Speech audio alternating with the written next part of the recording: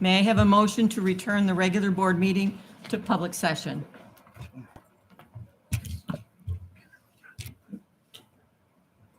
Mr. Brulin?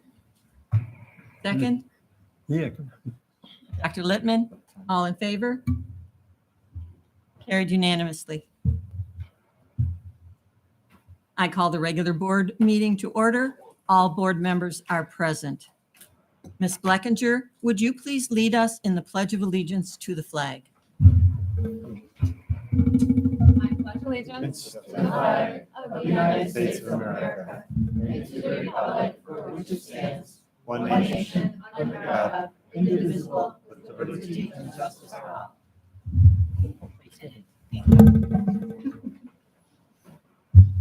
Please be advised that in the event of a fire emergency and an evacuation should be necessary, an alarm will sound. Please note all marked emergency exits and evacuate well away from the building. At this time, we request that everyone turn their cell phones and other electronic devices to silent. Thank you. Is there a motion to approve the agenda as presented? Ms. Bleckinger, second. Dr. Singh? Discussion? All in favor? Carried unanimously. Thank you. Are there any board acknowledgements this evening? Ms. Kaczmarek-Bogner. Thank you, Dr. McClary. The National PTA recently recognized 242 PTAs across the country as the 2021 through 2023 National PTA Schools of Excellence for forming strong family school partnerships that enrich the educational experience and overall well-being of students. I wanted to congratulate Maple West Elementary for receiving a School of Excellence honor, and especially to Country Parkway PTA, who received the top honor, the National PTA's 2022 Phoebe Apperson Hurst Outstanding Family School Partnership Award. So congratulations. Okay.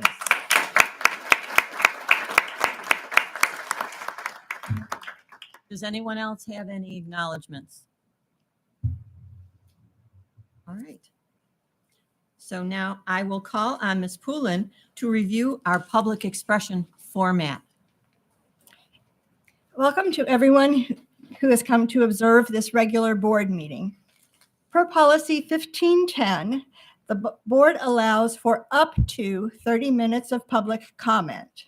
This is a time when we invite members of our school community to share ideas, opinions, and concerns with us. While we as board are here to listen carefully, we take your concerns seriously. Public comment is not designed to be a discussion. Therefore, please do not expect us to respond tonight. Instead, you will receive a response by email after our meeting. Because we want to maintain mutual respect and civility, please ensure that comments are delivered in a respectful manner to the board directly. Also, under state and federal privacy laws, we are unable to entertain any comments related to employee personnel information or any topic that may disclose information about a particular student. On these matters, we ask that you go through the appropriate administrative channel. Please note that individuals are required to sign up prior to our meeting, and each speaker is allotted 3 minutes for comments. You'll be signaled at 2.5 minutes so that you may conclude your remarks. At this time, we will begin public comments. After I call on you, please step up to the podium and state your name. Our first speaker is Hugh Burtis.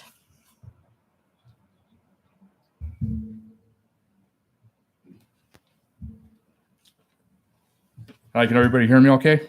Yes. Thanks. Appreciate you letting us come here tonight to express ourselves. So I just want to thank you, other members of the board, for this opportunity to speak. As many of you know, the Williamsville possesses a wide, diverse population that consists of Asian, Muslim, Jewish, Black, Indian, white, et cetera, students. Our faculty and staff do an awesome job in celebrating this ethnically diverse population through a variety of means, not limited to, but including chorus song choices, celebrating ethnic holidays, observing Juneteenth, classroom and hallway art, and much, much more. So I just have a few questions, and I understand that they can't be answered today. I did get a response in the email. So with bringing in a DEI coordinator, facilitator, consultant from the Buffalo Public School District, what are the specific problems that we're trying to solve in this district? I mean, by and large, Williamsville issues are going to definitely be different than, that of the Buffalo Public Schools. Also, too, with bringing in a DEI facilitator, coordinator, consultant, what job or specific things can we expect from this or these individuals to do when they're officially hired? So, what would their duties be? Also, too, I'd love to know, what specific, positive outcomes we're looking. So if we bring somebody in, like what can be achieved from this? Like, what would a good outcome be? And I'd also like to know, too, what DEI success looks like. What specific metrics did Williamsville School District research in bringing in a facilitator, a coordinator, and can we expect things like maybe better test scores, graduation rates, community engagement, things of that nature? Also, I'd love to be able to, and I know maybe other members here would be very interested in getting access to the materials that are going to be distributed. But that is really it. I do thank you for your time. Thank you. Thank you. All great questions. Thank you.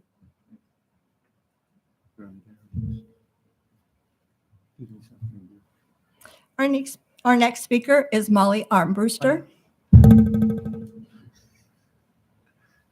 My name is Molly Armbruster. I'm here to call all parents, board members, and teachers to pay attention. Critical race theory and BLM principles are infiltrating our school system. I am here as a concerned citizen, parent, and taxpayers. These are political theories that have no place in our curriculum. They condemn the idea of Western nuclear family and are committed to its destruction. The founders openly admitted to being trained Marxists in 2015. Some areas to point out and direct quotes from members are as follows. Abolish the police. Instead, let's have full social, economic, and political equality. We disrupt the Western prescribed nuclear family structure and requirement. We do have to be prepared to completely dismantle the system of public safety. When we gather, we do so with the intention of freeing ourselves from the tight group of heteronormative thinking. The vast majority of the protesters were perpetuated the blood libel that police are targeting unarmed Black people for death. Capitalism, which is based in the drive for profit and unpaid labor of the worker, super exploits Black people and creates systems of kind of shore up. We are trained Marxists. We are super versed sort of ideological theories. We engage comrades with the intent to learn about and connect with their contexts. While the COVID-19 illness is tragic, what's more tragic is capitalism. Let me be clear. No one is arguing against diversity.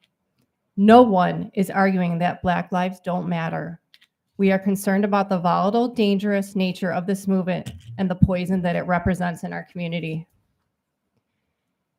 We are being pushed towards a woke cliff with this. And when we go over, there is no going back. And I will close with this. Matthew 7:15. Beware of false prophets which come to you in sheep's clothing, but inwardly are ravening wolves. Thank you. Thank you for your comments. Jonathan Rich. Hey, everyone. I hope everyone's having a good summer. We've had some comments here today about critical race theory, about diversity. I think we all know what the genesis of that is. In March of last year, there was some discussion about critical race theory, and a member of the board said, well, it's not in Williamsville. It's not here. It's only in Buffalo. And so I just want to draw a very straight line from what's being introduced now to critical race theory. And if individuals on the board don't understand why the concern about these ideas, I encourage you to do your research. I actually used Wikipedia for this. I know we have a history teacher on the board, so don't crucify me for that. But 2 questions. So the road to critical race theory in 2 questions, right? So question 1, what is white fragility? White fragility is a defensive response by a white person when their whiteness is highlighted or mentioned, right? What is whiteness? Whiteness theory is an offshoot of critical race theory that sees race as a social construct. I'm not commenting on these ideas at all. What I'm saying is that there's a very, very direct and short line between the ideas that are being introduced into the district and the very problematic ideas that are being perpetuated by certain groups politically, nationally, and internationally. Thank you very much. Everybody have a good night. Thank you.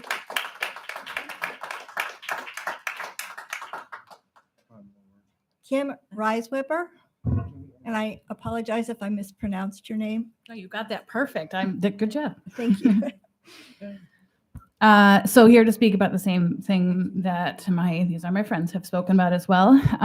So I'll read what I have. As part of the district's diversity, equity, and inclusion plan, there's a DEI committee of our community members to help the district reach its DEI goals. At the helm of this committee is a DEI facilitator who's compensated for their time.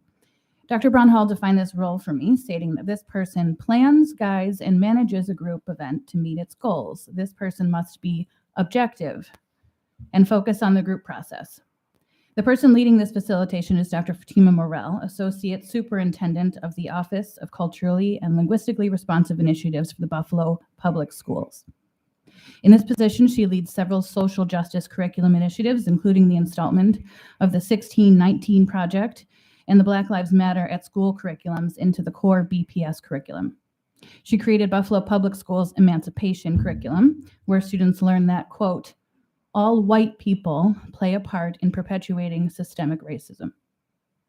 In an email exchange between Dr. Brown-Hall, this board, and I, Dr. Brown-Hall stated that Dr. Fatima Morel was selected and asked to facilitate the development of a Williamsville district-wide DEI plan by me because I'm familiar with her work, having worked with her for many years in Buffalo. I believe it's important to understand the agendas and the biases of people within the important roles in the district, so I did some research on Dr. Morel. I found an interview from a BPS teacher, and that person stated that Morel's training programs have pushed, quote, radical politics and become a series of, quote, scoldings, guilt trips, and demands to demean oneself simply to make another feel empowered. She said that teachers must submit to these manipulative mind games or face professional retaliation. To be fair, I also looked at interviews of Dr. Morel herself and found the following statements made by her in a Time magazine interview from June of this year. She said, for all our children, we have to unpack white supremacy. Referring to the top shooter, she said, our young people, Excuse especially me, our white children. We've asked not to have comments directed to a particular person. Okay, I'll stop then Thank you. doing that anyway. I'll continue with my speech. Especially our white children need to be educated around this so they don't end up being like this young man who committed this horrific act. We have to start reprogramming our young people. On implementing this curriculum in other districts, such as Williamsville, she said, quote, you need to make sure you have the support of your board members and your superintendent. But I always say to districts, just because they say no, don't stop. Your conversations around systemic racism or elevating Black and brown cultures, they're scary. So I tell them, don't stop, but find your allies. Who are your allies and who will help you move this through? So I ask a question to this board. Are you all aware of Dr. Morel's biases and agendas? Are you aware that by her own admission, she will not stop and she will find people to push this curriculum through? Thank you. I have further questions I will ask in an email. If you'd like to give your paper to our district clerk, she can pass it on. That's okay. I'll email, but thank you. Thank you.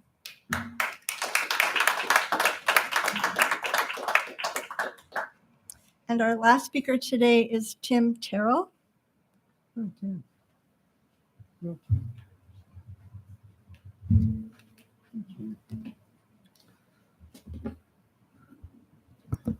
Good evening, everyone. Thank you for allowing me to speak. So I'm here also to talk about how the district plans to implement DEI. First off, there's no question if the district should implement DEI. The question really is, how should we do it? In my opinion, there are right ways to do it and wrong ways to do it, but clearly the right way needs to deeply involve the community. For at least a year, concerned parents have asked for information regarding how the district plans to implement DEI. Emails have been submitted with specific questions, but we haven't received any substantive responses yet. As members of the community, we deserve answers.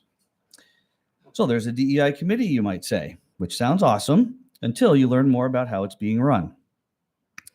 Like the fact that the facilitator asked all the members of the DEI committee to take the Harvard Implicit Association test for race. This test has been debunked as non-scientific by many outlets, including the Wall Street Journal. Out of curiosity, I took it myself 4 times. Here's how the test works. They ask you questions like this before the test starts. How warm or cold do you feel towards white people? How warm or cold do you feel towards black people? Which statement best describes you? I strongly prefer white people to black people, all the way down to I strongly prefer black people to white people. How I and anyone in Williamsville that I've spoken to feel towards people is based on the content of their character, not the color of their skin. So this test forces the test taker to view the world as black versus white. And that is not how the overwhelming majority of our community views people. I challenge anyone here to prove me wrong. You got to prove me wrong with evidence. The fact that the facilitator believes in this test concerns me deeply, that that's how this person sees the world and will use that lens to implement a DEI policy that is not right for this community. Next, it's the test itself, the mechanics of the test, which is laughable in my opinion as a scientist. There's pictures and words, and you associate with keys on the keyboard. White people, black people, push a key here, push a key there. You go through a bunch of pictures. Bad words and good words. You make the association and click the buttons. Then they show you the bad words and white faces, and if one of them shows up, hit the left key, otherwise hit the right key. Do that 2 times. Then switch it up, and now you gotta think, because now it's black on the left, white on the right, bad words on the left. Okay, so after they swap the keys, you have to think harder because you just learned it a certain way, muscle memory, and it's harder to do. So as a man of science, I'm shocked that a non-scientific test like this would be used to guide our committee. And finally, the final page presents a bunch of statistics, which is meant to imply that our country is systemically racist and biased towards white people against blacks. In closing, I believe the district has a strong history of doing great things. We don't want or need a radical version of DEI to divide the great district that is Williamsville. Thank you for your comments. And that concludes our public session for today. Thank you very much for your participation. Thank you, Ms. Poulin. Next on the agenda is item 5, consent agenda approval for personnel, business items, and special needs and student activities. May I have a motion to approve the consent agenda items? Ms. Kazmarek-Bogner, second. Mr. Bulin. Discussion? Ms. Leatherbarrow? Yeah, so I have a question about 6A and then another question about 6D. Regarding 6A, so I noticed that there were some summer school classes that we had previously approved staff for, and then those classes were canceled. And I understand that's due to enrollment. But my question is, were there students who had enrolled for courses for the enrichment aspect and then were unable to take the courses that they enrolled for? I believe do you know for sure, Dr. Bellin? Well, we would have to look into that if it's. We will look into that. Absolutely. That was kind of my question. I know I had submitted it through email, just like denied the opportunity to take a class. Right. Williamsville is one of the few districts that offers summer school classes as enrichment. So absolutely. Yep. And we can find out the exact number. But if there were classes, we looked at and examine all the classes that had below 5 students enrolled to understand if those classes would run or not, just to make sure that we're maximizing the funding that we spend for the summer school. So we will look to see, which classes and if there were students that weren't allowed to do the enrichment because of the low enrollment. Thank you. And I do appreciate that students are contacted by the summer school administrator if a class is canceled. My other question was from 6C. I understand that this resolution is something new. I'm curious if the number of workday hours that were noted differ from what the required workday was in the past for any of the groups that were mentioned. No, Okay, they were not. thank you. All right. Thank you for your questions. Anyone else? Questions, comments? All right. Just to go back to 6C, and just to clarify, it's considered a standard workday. So if the hours are above that, we do have a vehicle to, make sure we compensate for that. So it'd be like overtime pay if it goes beyond. If necessary, yes. Thank you. All right. So all those in favor of these consent items? Anyone opposed? Carried unanimously. Thank you. At this time, I would like to congratulate the newly appointed principal for Casey Middle School, Mr. Ryan Harding.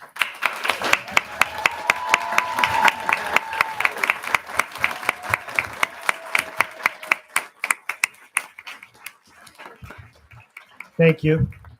I'd like to congratulate them. Good evening. Thanks for having me. I'm super honored to be appointed principal tonight of Casey Middle School. Thank you to the board, Dr. Brown Hall, the leadership team. I appreciate everybody's involvement throughout the process. The members of the committee back here, and then the members who are not on the committee back here. It's a pretty special group. So, I'm eternally grateful to be able to lead and lead with them, not lead them, but lead with them. Awesome. I stood before this body about 7 years ago, and I was just thinking my kids were very young at that time and having great difficulty keeping their shirts tucked in and keeping their focus. Now they're going into high school, and my son's wearing a men's shirt. So things change, but the thing that hasn't changed for me is the attitude that I came in with 7 years ago, and that was an attitude of gratitude. I continue to have that. And I think that having that gratitude and that perspective is super important in the work that we do, because there's a lot of stuff that can beat us down. So we have to stay eternally optimistic and do the right thing for kids. And I am so confident that we've got the right situation going at Casey, so much so that the former principal's in the back of the room. Wow. Hey. And I'm not worried about him stabbing me in the back because he left. But it really truly is a family. I said to many people over the years, I made a lateral move down a level, which is not usually good for a career. And I never went to Casey looking to be the principal, but I promise you, I'm going to do a good job because Awesome. they're too important to me. Thank you. Have a great night. Thank you, Ryan.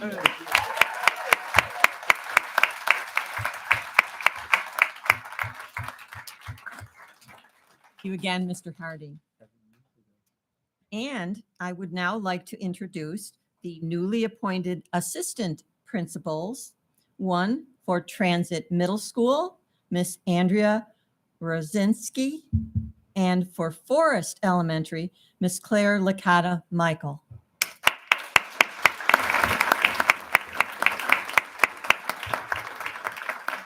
Please feel free to come to the podium if you would like to make any comments. Good evening, everyone. It's hard to follow someone like Ryan Harding, who was my former assistant principal, and I'm super confident that he'll do a wonderful job. I'm really excited for Casey. But I'd also like to thank all of you, the members of the board, and Dr. Brown Hall and the leadership team, and Dr. Wall and Mr. Quast for this wonderful opportunity. I actually started teaching. One of my first teaching positions involved one class at Transit Middle School. At the end of the day, it was a group of 7th graders, and I was a brand new teacher, and it would have been really easy to come in and come out every day. But the people at Transit immediately made me feel like a member of their team, and they really supported me throughout the year I spent there. And that's really what makes me so excited to be a part of this community. And like Ryan, I promise you that I will do a good job. So thank you all very much. Thank you. Thank you.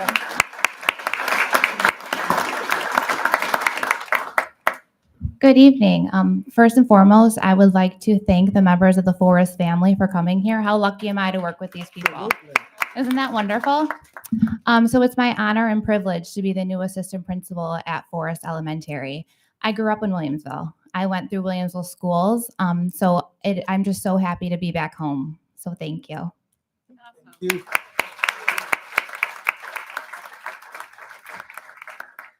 To pause for 30 seconds because we must do pictures of our new principal and our assistant principals. If you would come join Dr. Brown Hall up here. And yourself, Dr. McCleary. And me. And you. Hey.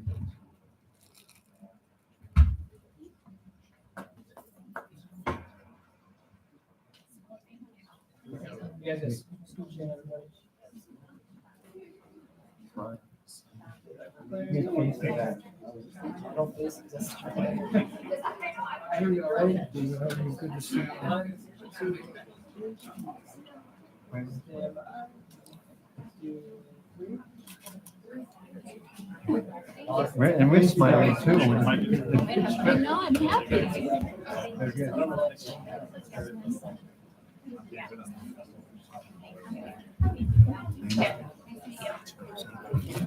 You want to No.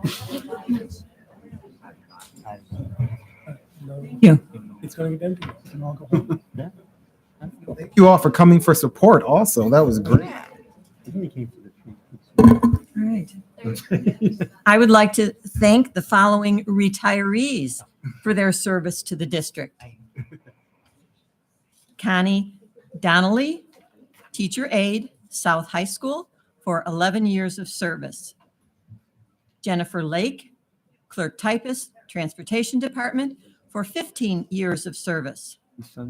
Anthony Oliver, teacher aide, Mill Middle School, for 1 year of service. Margaret Pagliacci, teacher aide, East High School, 16 years of service. Joyce Van Opdorf, teacher aide, Heim Elementary, 25 years of service. Again, congratulations to all those retirees.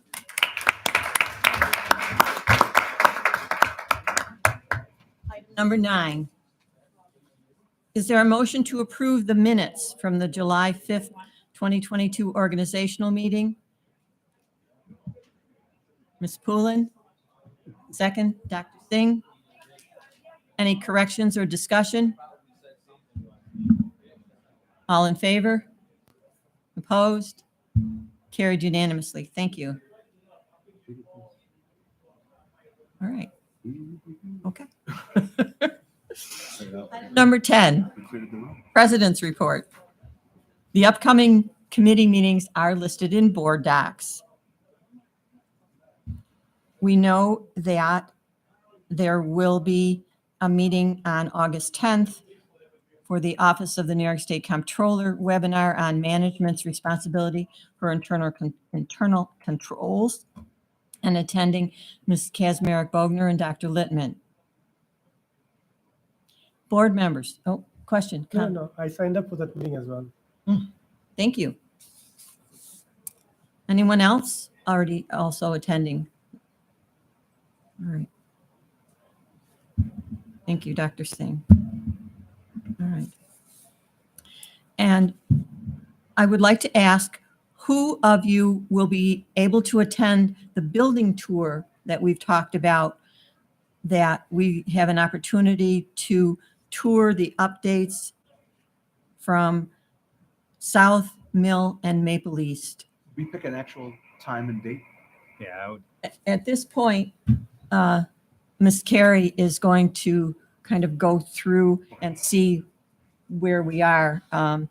Yes, there were four technically possibilities. And I totally understand for several individuals, you said, yes, you'd like to, but this has to happen or this can't happen and so forth. But at least we'd have a pretty good idea to start.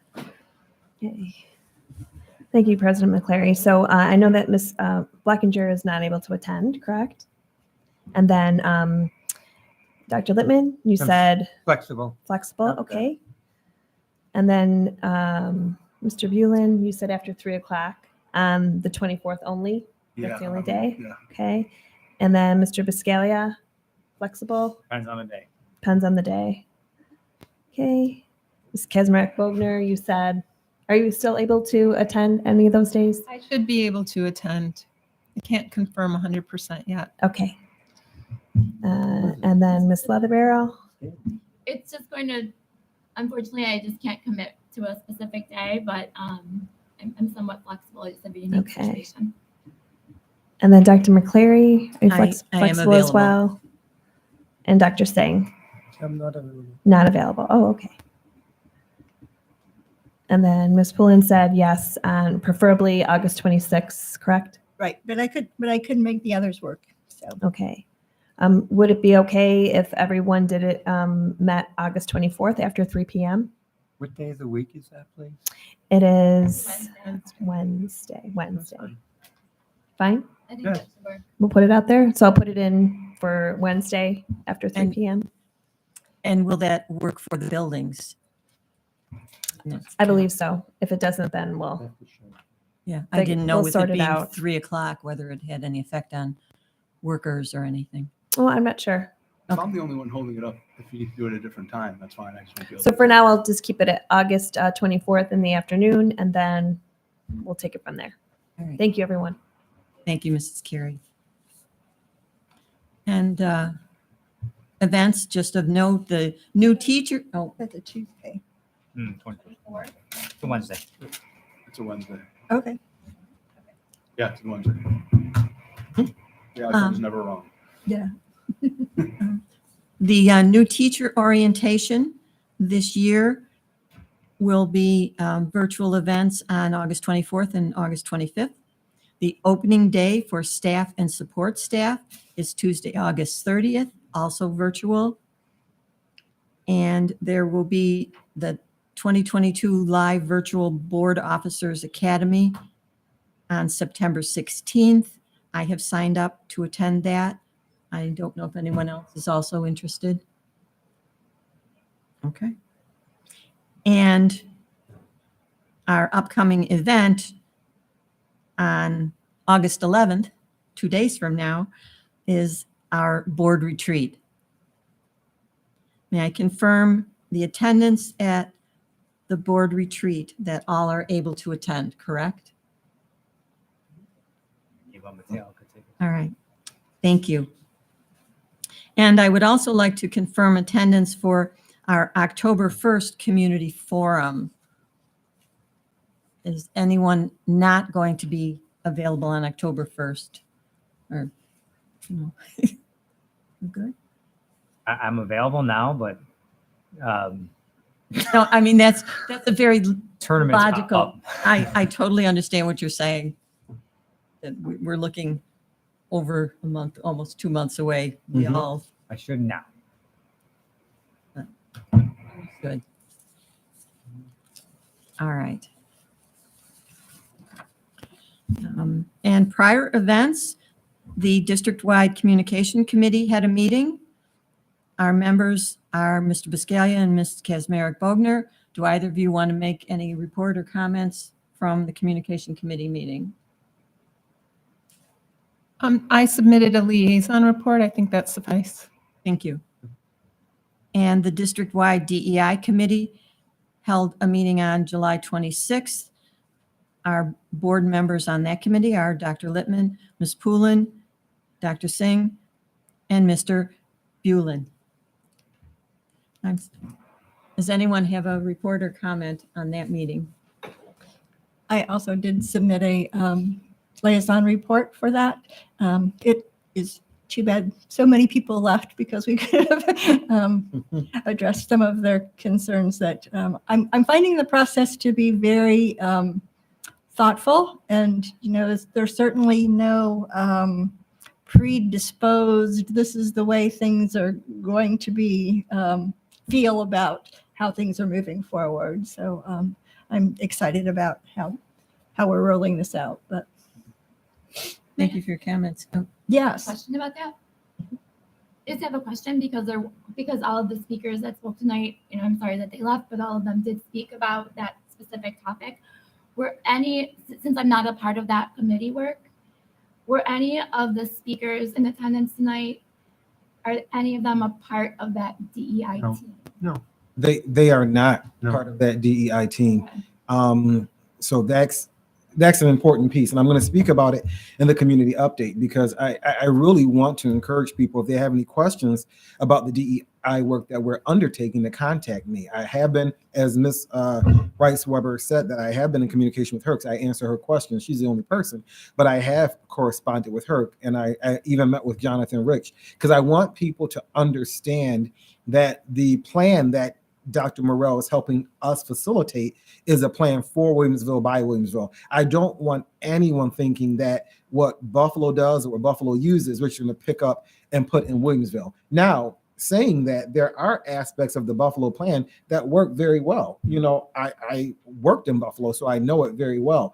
But I want to make sure everyone knows that it's a plan for Williamsville by Williamsville. The reason Dr. Morrell is working as our facilitator, as a consultant, is because of her expertise with this. I mean, she's nationally known for this work. That's the reason she's helping us to facilitate that. There's no, thought of what's going to be in our plan, and we've made that very clear. And that's why we have internal meetings, and we make sure that when we bring it to the group, it's both educational, so we can begin to think about what we need to have in our plan. And I made it very clear that our district coordinator of DEI is our director of professional learning, Linda Rouet. So I'm just trying to make things clearer for everyone, because I really wish that Jonathan, Molly, Kim, Hugh, and Tim would have stuck around to get some additional information and knowledge, because I want people to get accurate information and not use Wikipedia as a source for information. And I encourage them all to contact me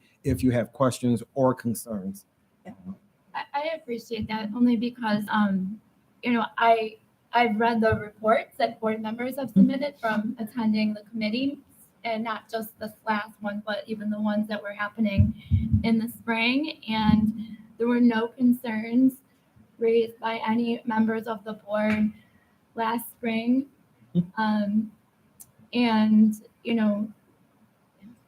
respect everyone's First Amendment right, but I heard a lot of inaccurate information. And And that's problematic because it promotes fear, and it doesn't do anything to promote a sense of belonging, which is our ultimate goal here. Absolutely. So that's all I'm going to say about that.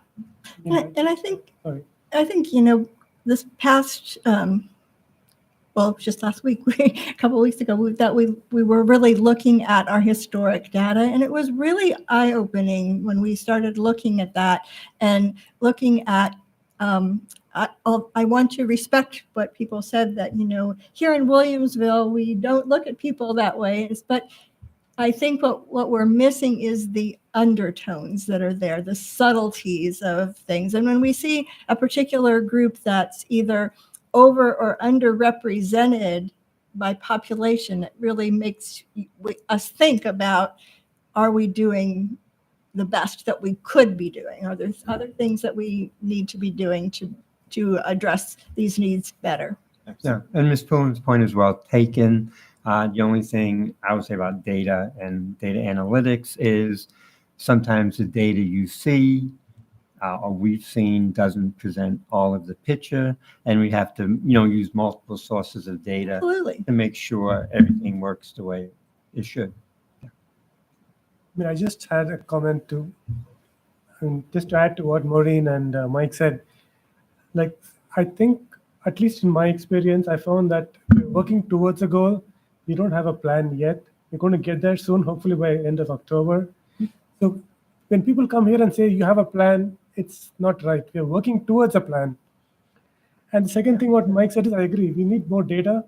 We had good information last time when she looked at our school data, and she broke it up by race, and we looked at the different buckets, where the kids fell in. And like Mike said, 1 year's data might not be enough to actually come up with something conclusive. We need a little more data analytics, a little more data actually to come with some sort of baseline which I mentioned to you.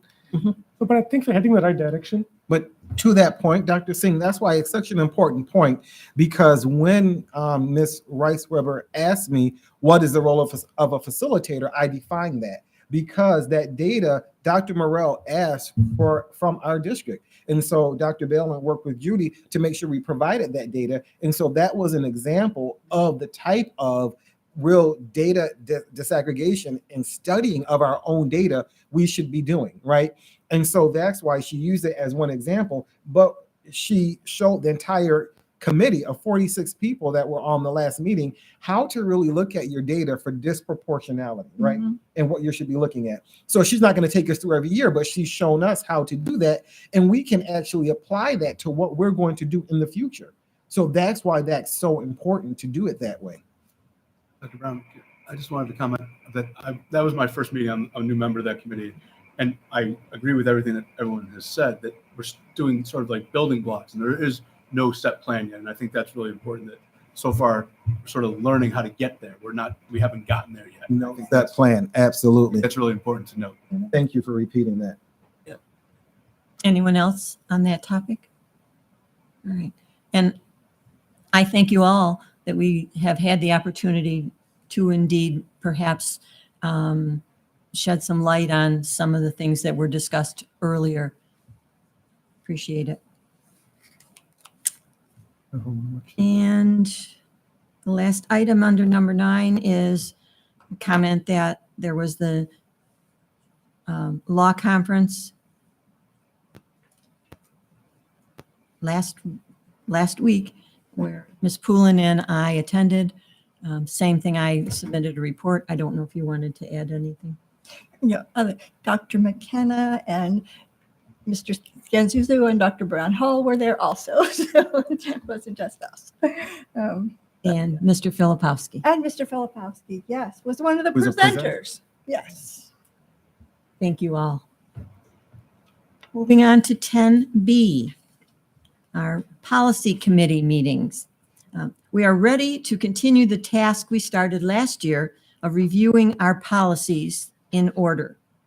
Are there any board members interested in being part of the policy review committee for the non-instructional/business operations, which are the Series 5000 policies? We would like to have a meeting in September, date and time to be determined, but as with our other policies, we would like to have between 2 or 3 board members review them and report back to the board. Is anyone interested in being in the 5,000? Ms. Kazmarek-Bugner? I am interested. I also have a question. Are we going to be doing one committee level at a time? Okay. I So think we'll that- just go ahead. No. I think that's what in the beginning we did. I think we did 4 sort of at the same time, and it just seemed to fall smoother to pick one, discuss it, then pick the next one, and so forth. Yeah, so absolutely. I would be willing to participate in the 5,000s. Wonderful. Anyone else? I know you'll do a great job. Dr. Singh, you'll join her? All right, thank you. And we'll find out, when a date and time work and so forth. All right.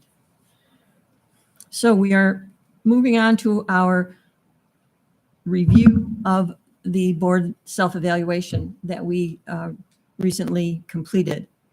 And I would like to thank all of the board members for completing our self-evaluation. A quick summary shows that we rated our progress this past year as effective in all categories. We are starting the year positively, but there is always room for improvement. Our evaluation overlaps with our goals discussion later on in the meeting, and that will help us determine the various areas that we're going to focus on. Does anybody have any questions or comments about the evaluation? No? All right. Thank you. All right. As I commented, this is our overall evaluation. If you looked at it as 1, 2, 3, and 4, we have 3s in all of the 5 categories that we rated. Thank you. In 10D, the Erie County Association of School Boards, their event that's coming up is the October 25th Back to School Dinner at Clocks. At this point, myself, Ms. Leatherbarrow, and Ms. Poulin are attending. Is anyone else able to attend? I hear it's going to be really interesting. I asked Miss Carey to register me today, so I'm also attending. Wonderful. Glad you can join us. Anyone else? And obviously, I know everyone has other commitments, especially towards the end of the summer, trying to finish things up. And does anyone have anything to report related to the New York State School Board Association?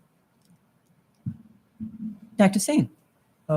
Last week, actually a week, 8 days ago, I attended the New York State DEI committee meeting.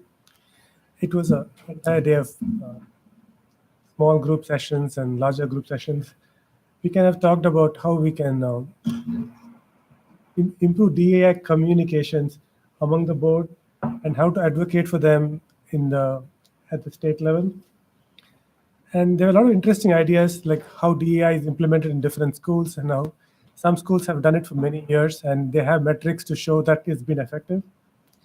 We are not there yet, but there are a lot of good ideas that came around through that meeting. And I think, as we go ahead with our DEI committees, we can probably consider them and discuss about them, and if they are good enough for us, we can use them. So that's my kind of hope for those meetings. No, thank you. We are very appreciative that you are on that committee because it obviously adds to our perspective of what we would like to do. Dr. Littman. Just as you've noted here, I'm the representative to the bylaws, amendments, and resolutions. So again, in September 1, we should be receiving that, and then we'll discuss it if anything as it says, and I will carry that forward in October as I did last year. Thank you. I was just going to comment about the school board convention, and you've already answered our discussion of it. Thank you. All right. Moving on to the superintendent's report. Dr. Brown-Hall, I turn it over to you for 11A. Oops, sorry. Whoops, I did something wrong. Okay, I'm sorry. The state convention, F.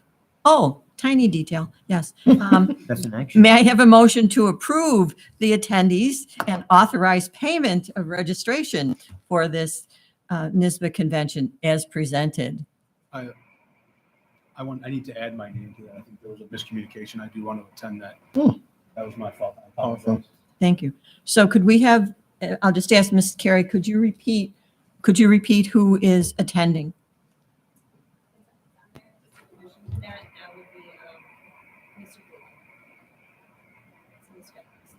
Mrs. Leatherbarrow, Ms. Poulin, Dr. Littman, and now Mr. Bulin. Okay. Apologize about that.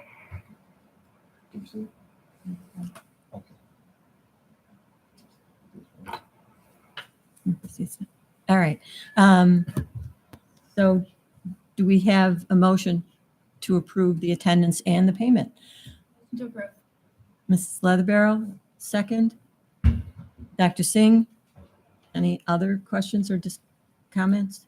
I have a question. Yes, please. Superintendent Brown-Hall, will you also be attending the convention? I will. Yes, I will. Anything else? All in favor? Opposed? Carried. Thank you. Now, I will turn it over to Dr. Brown-Hall for a discussion of the update. Thank you very much, Board President McCleary. We have a lot to go over this month, so I will try to keep it quick. Health and safety. First and foremost, the district is awaiting any COVID-19 guidance from New York State Department of Health for the 22-23 school year. If anything, there will be some reliefs that we are expecting in that especially in relation to staff members having to test weekly. So that's what we're anticipating from the government. I know Governor Hochul was also explaining that she doesn't anticipate starting with any type of restrictions on our schools. So we will be able to continue as we ended the school year. But once the district receives any guidance, we will send an update to families and staff and update the COVID-19 education page on the district website. We will have another COVID-19 test kit distribution. The last one in July was very successful.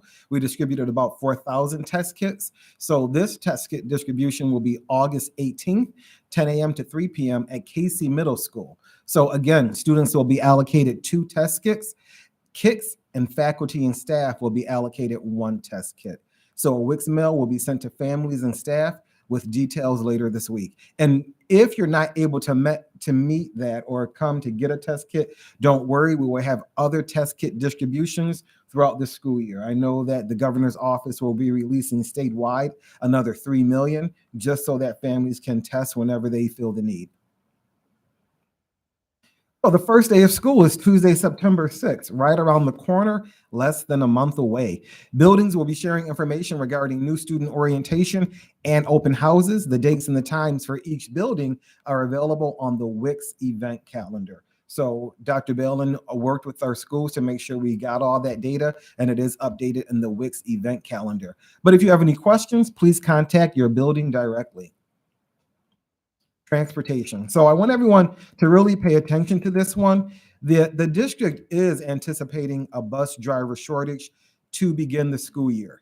And we're asking that if you are interested or know anyone that's interested in becoming a bus driver, to please contact our transportation company, Student Transportation of America, by calling 716-912-6143. Bus route information will be available August 29th. However, please know, due to the need for daily bus changes, we ask for flexibility, right? So the MyStop bus tracking app may not be available at various times because we may have to combine some routes. So we just ask for your flexibility, especially during the first weeks of school, once we get all the bus routes figured out, very similar to last year. If you have any questions, please contact our transportation department by calling 716-626-8393. So there will be other things we'll be examining also in regards to transportation, because again, we want to make it smooth and we don't want to have that much of a disruption for our students, but we will keep you all updated. But again, I'll go back to the top, another commercial. If you know anyone, or if you are interested in becoming a bus driver, even if you can only do the morning route or the afternoon route, please call STA at 716-912-6143. Technology. So I wanted to start early this year to let everyone know that at the high school level, the Chromebook Loaner program will be continuing for the 22-23 school year. If you have any questions regarding this program, please contact your building principal or assistant principals. I know we spent all last school year, even until the June board meeting, with individuals explaining that they did not know about the Chromebook Loaner program. It will be going on again this year, and we will we will make sure that the high school principals put it in their newsletter so families are aware. Free and reduced meals. So this is important also. So information regarding child nutrition is available on the Williamsville website under child nutrition. You can bring up the PowerPoint, this PowerPoint presentation in board docs, and click on WCSD child nutrition. While we're able to provide meals to all students throughout the COVID-19 pandemic for free, this will not occur for the 22-23 school year. Parents and guardians must submit a free and reduced lunch application to qualify for the program. You're able to click here in this PowerPoint presentation for the free and reduced lunch application, and they will also be available in our school buildings. My School Bucks, to prepay for school meals, you can sign up here also in this link or go to the child nutrition website. I know that's a convenient way for parents to put money on their students' account to pay for their lunches. But this is important. The earlier you get your application material in, the less you have to worry about in those first few weeks of school. Can I ask a question about Please. that? Just because it's been a while since parents have had to pay Mm-hmm. for lunches, could either you or Mr. Matursky remind us and other parents what the cost is for the meals at elementary, middle, and high school? That's a good question. It's on the child nutrition website. Okay. I don't know, because I don't know it offhand, because Okay. you're right, it has been a while. Okay. And I'm always focused on the cookies. So yeah. Thank you though. Yeah. National competitions. So this came up last year, and I know the board asked us to look into it. We met with our schools, our staff, about national competitions. So this, beginning the 22-23 school year, the district will provide the necessary chaperones for national competitions. I know in the past it was a requirement that parents attend, or have a parent that is attending be responsible for the other students if your parent could not attend. We will make sure that we have the necessary chaperones for our students for any national competition. But we will also make sure that we're not waiting to the last minute to plan that. So any program or activity that culminates in a national competition will need to share that information with the district in September. So we're planning accordingly all year long and not waiting to see if they make the national competition. We will just plan as if they are going to make the national competition. DEI and Communications Committee. So these are very important. And I want to start talking about the Diversity, Equity, and Inclusion Committee, because we had about 5 speakers this evening that spoke about the committee. And I appreciate anytime someone comes to share input with the board and with the superintendent. So I thank you for that. Our meetings, our next meetings are August 16th, September 27th, and October 25th. So a question came up tonight about if the materials that we use in our DEI committees will be available. And I know that was asked before. And I want to share that we will be establishing a district website in regard to DEI, so many of the materials can be shared. And it will be also learning for our community and our teachers, knowing that everyone is at different phases in their comfortability or their knowledge of DEI. We will have a beginner, intermediate, and advanced section also, so that everyone can see many of the resources that we have as a district in regard to DEI. And I want to remind everyone that DEI work in the district did not begin with the formation of this DEI committee. Our district has been very advanced with the work they've been doing with DEI. It goes back maybe 2 Octobers ago. I remember seeing a presentation that Dr. Balin and Assistant Superintendent Scanzuzo did on DEI in our district. So we are advancing that, really with a push from New York State Board of Regents on what they expect districts to really understand, discover, train, have professional learning opportunities in DEI. So it's really important that our community understands that. And what that leads us to is opportunities for not only professional learning for our teachers and our school district, but our community as a whole. So everyone understands what DEI is, what culturally responsive sustaining education framework is that's sponsored by New York State, and really how we're adhering to our DEI policy that was passed by the board in October of 2021. These are all important things that everyone really should be knowledgeable of. What I also want to share with the community, and I mentioned it before, but I want to re-mention it because we want to make sure it's clear that the person that we use to help facilitate the DEI plan that's developed for Williamsville by Williamsville is Dr. Fatima Morel. Our district DEI coordinator is our director of professional learning, Linda Rouet. So these roles are different because Dr. Morel helps facilitate the structure and development of a DEI plan. That's why we have over 46 members on our DEI committee, because they are the ones that are responsible for really putting in the work for a plan for Williamsville by Williamsville, and that committee consists of 10 parents also. So these are all important things I want the committee and the community as a whole to know. And if anyone has any questions, please feel free to email me. I've been in correspondence with many parents, not just parents that spoke this evening, but many parents about DEI. I've set up meetings, I've met with individuals, I've offered meetings. I want everyone to be clear. I don't want anyone to be upset about DEI work or misinformed about DEI work, because the only way we move together in regards to the diversity, equity, and inclusion in our district is when we all move forward together, but we don't operate on fragile knowledge. That's very important also. In addition to the DEI committee, we have a district-wide communications committee, and those next meetings are August 22nd, September, the communications committees will be working in their buildings on their action plans. And then we have another communications committee on October 17th. At the last meeting, our director of communications, who leads that committee, shared some of the communications data from our district-wide survey. That survey data will be posted on our website before the end of the month because we want to make sure all schools have access to that data also as they develop their action plans.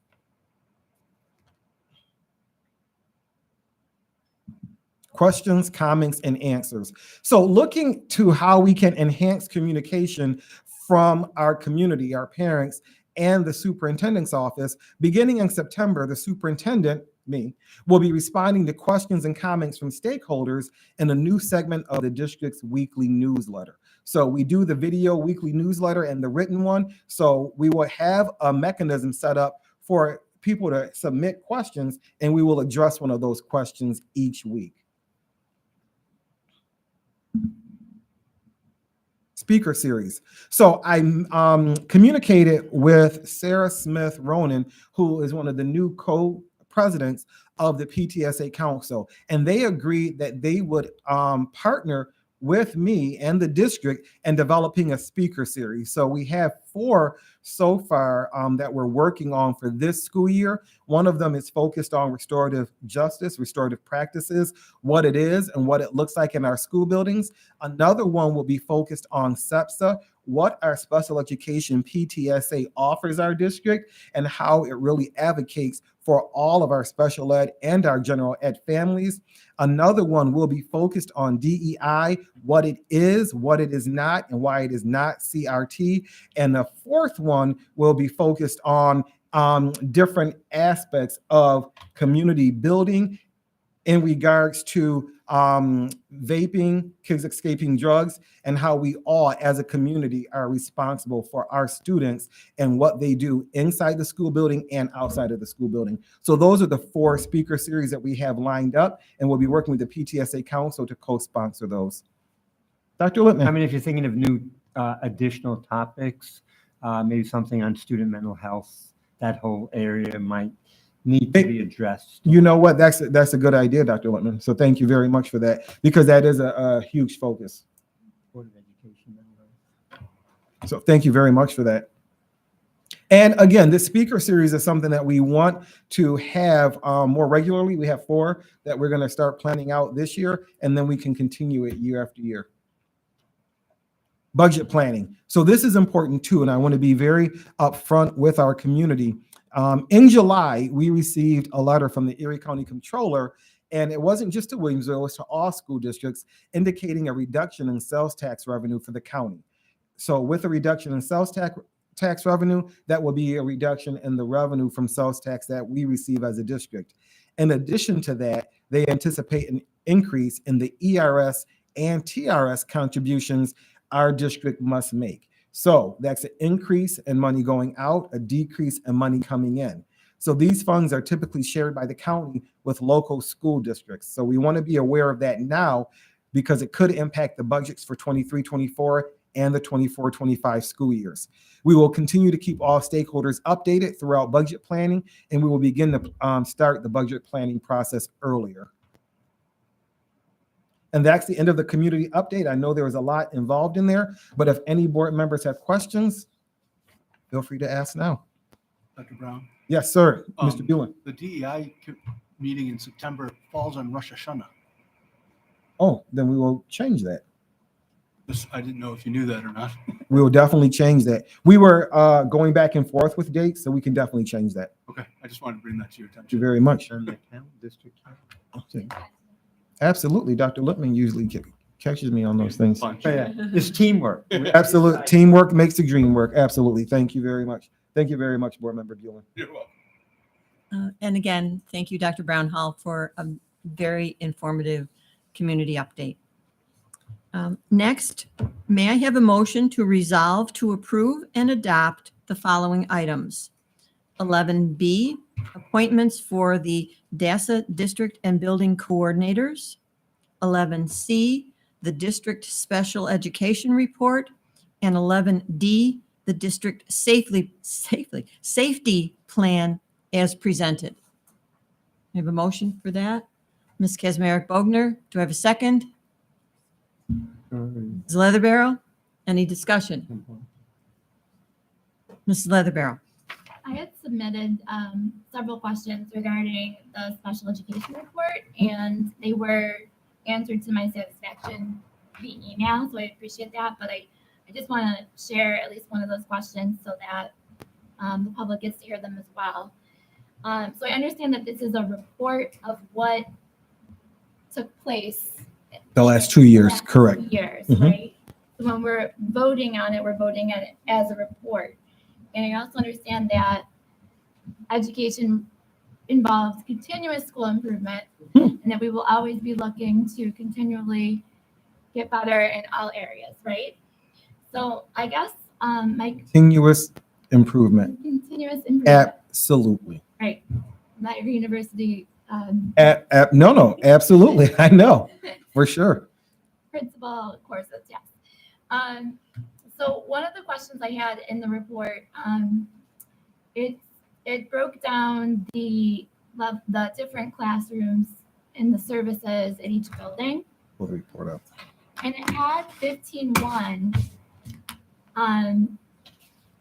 at a couple of the middle schools, and I was just trying to figure out if those were 15-1 academic classes or are they more for medically challenged students? Right. So fifth and sixth grade, we have 15-1 self-contained program, fifth and sixth grade. The seventh and eighth grade, and any 15-1 course is geared more towards ELA and math.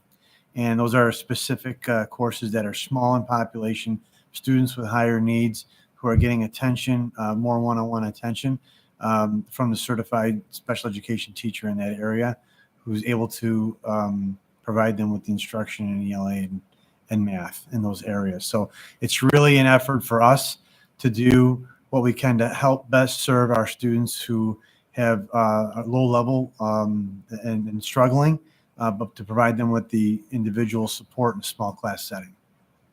Okay. And we also have NISA classes that are Correct. 15-1 Correct. also. Right. So that's a whole separate Right. I think, was that what you were referring to? curriculum. It's tricky because it is an area where sometimes parents will come to us as board members. I'll speak for myself. Because parents come to me as board members, right? But I'm also a former educator and taught in a co-teaching classroom with a special education educator for several years. I've been a part of CSC meetings. I understand the process and that every child's plan is individualized. So I don't think it's wise for me as a board member to critique any decision that's made at a CSC meeting because I'm not part of that process, right? And I also know that if it's your child, if it's my child, I'm going to go to bat for my child, and I want everything possible for my child, right? But I'm just trying to figure out as a board member what I can do and what the right questions are to ask in the future so that we are continually improving. And that's just me speaking honestly, because I do listen to stakeholders when they come to me, but I also feel that my questions are often satisfied when I ask them here. So that's just me being very honest about the situation at hand. I don't have specific reasons to question anything other than I want to make sure I'm a voice for parents who voice concerns to me. And we do appreciate that. And I want to thank Assistant Superintendent Scanzuzo and the special ed directors and our special ed teachers and our CSE coordinators, our 504 coordinators, because they do look at each case individually. They work very hard, and the case managers work very hard to support all of our students. And I like what you're saying, because when we look for continual improvement, we look to see what can we do better, right? And I know we have mentioned internally possibly even doing a special ed mini audit, if you will, so that we can look at the services we offer in our district and the services that BOCES offers, right? Because it's important that we realize that BOCES is our partner, and they don't just offer courses or special ed programming to say they offer it. They offer it because districts participate in it because they are a robust program and they have a lot of specialists there also. So it might be good also to have an audit done to see what we're underutilizing with BOCES and what we might want to utilize even more so. Okay. And one other question I had, which wasn't really part of this report, but I feel it is relevant, is if a parent is concerned that their child's IEP isn't being followed, or if they have a 504 plan and they're concerned that those accommodations aren't being followed, what is the course of action for that parent? What as a board member should I be recommending to that parent? You would refer that parent to me, and then we will take it from there. I'll have a conversation with Assistant Superintendent Scanzuzo. We'll talk with that principal just to make sure that those plans are being followed. Okay, thank you. And then my final piece will just be to President McCleary, when we see Dave Lowry from Erie County Association of School Boards, I know he was asking recently about what topics school districts might be interested in the future for their roundtable breakout sessions. I do feel that special education and the role of the school board as it pertains to special education would be a really great topic for ECASB to consider. I'm hoping at the NYSBA convention that there is a session that's offered.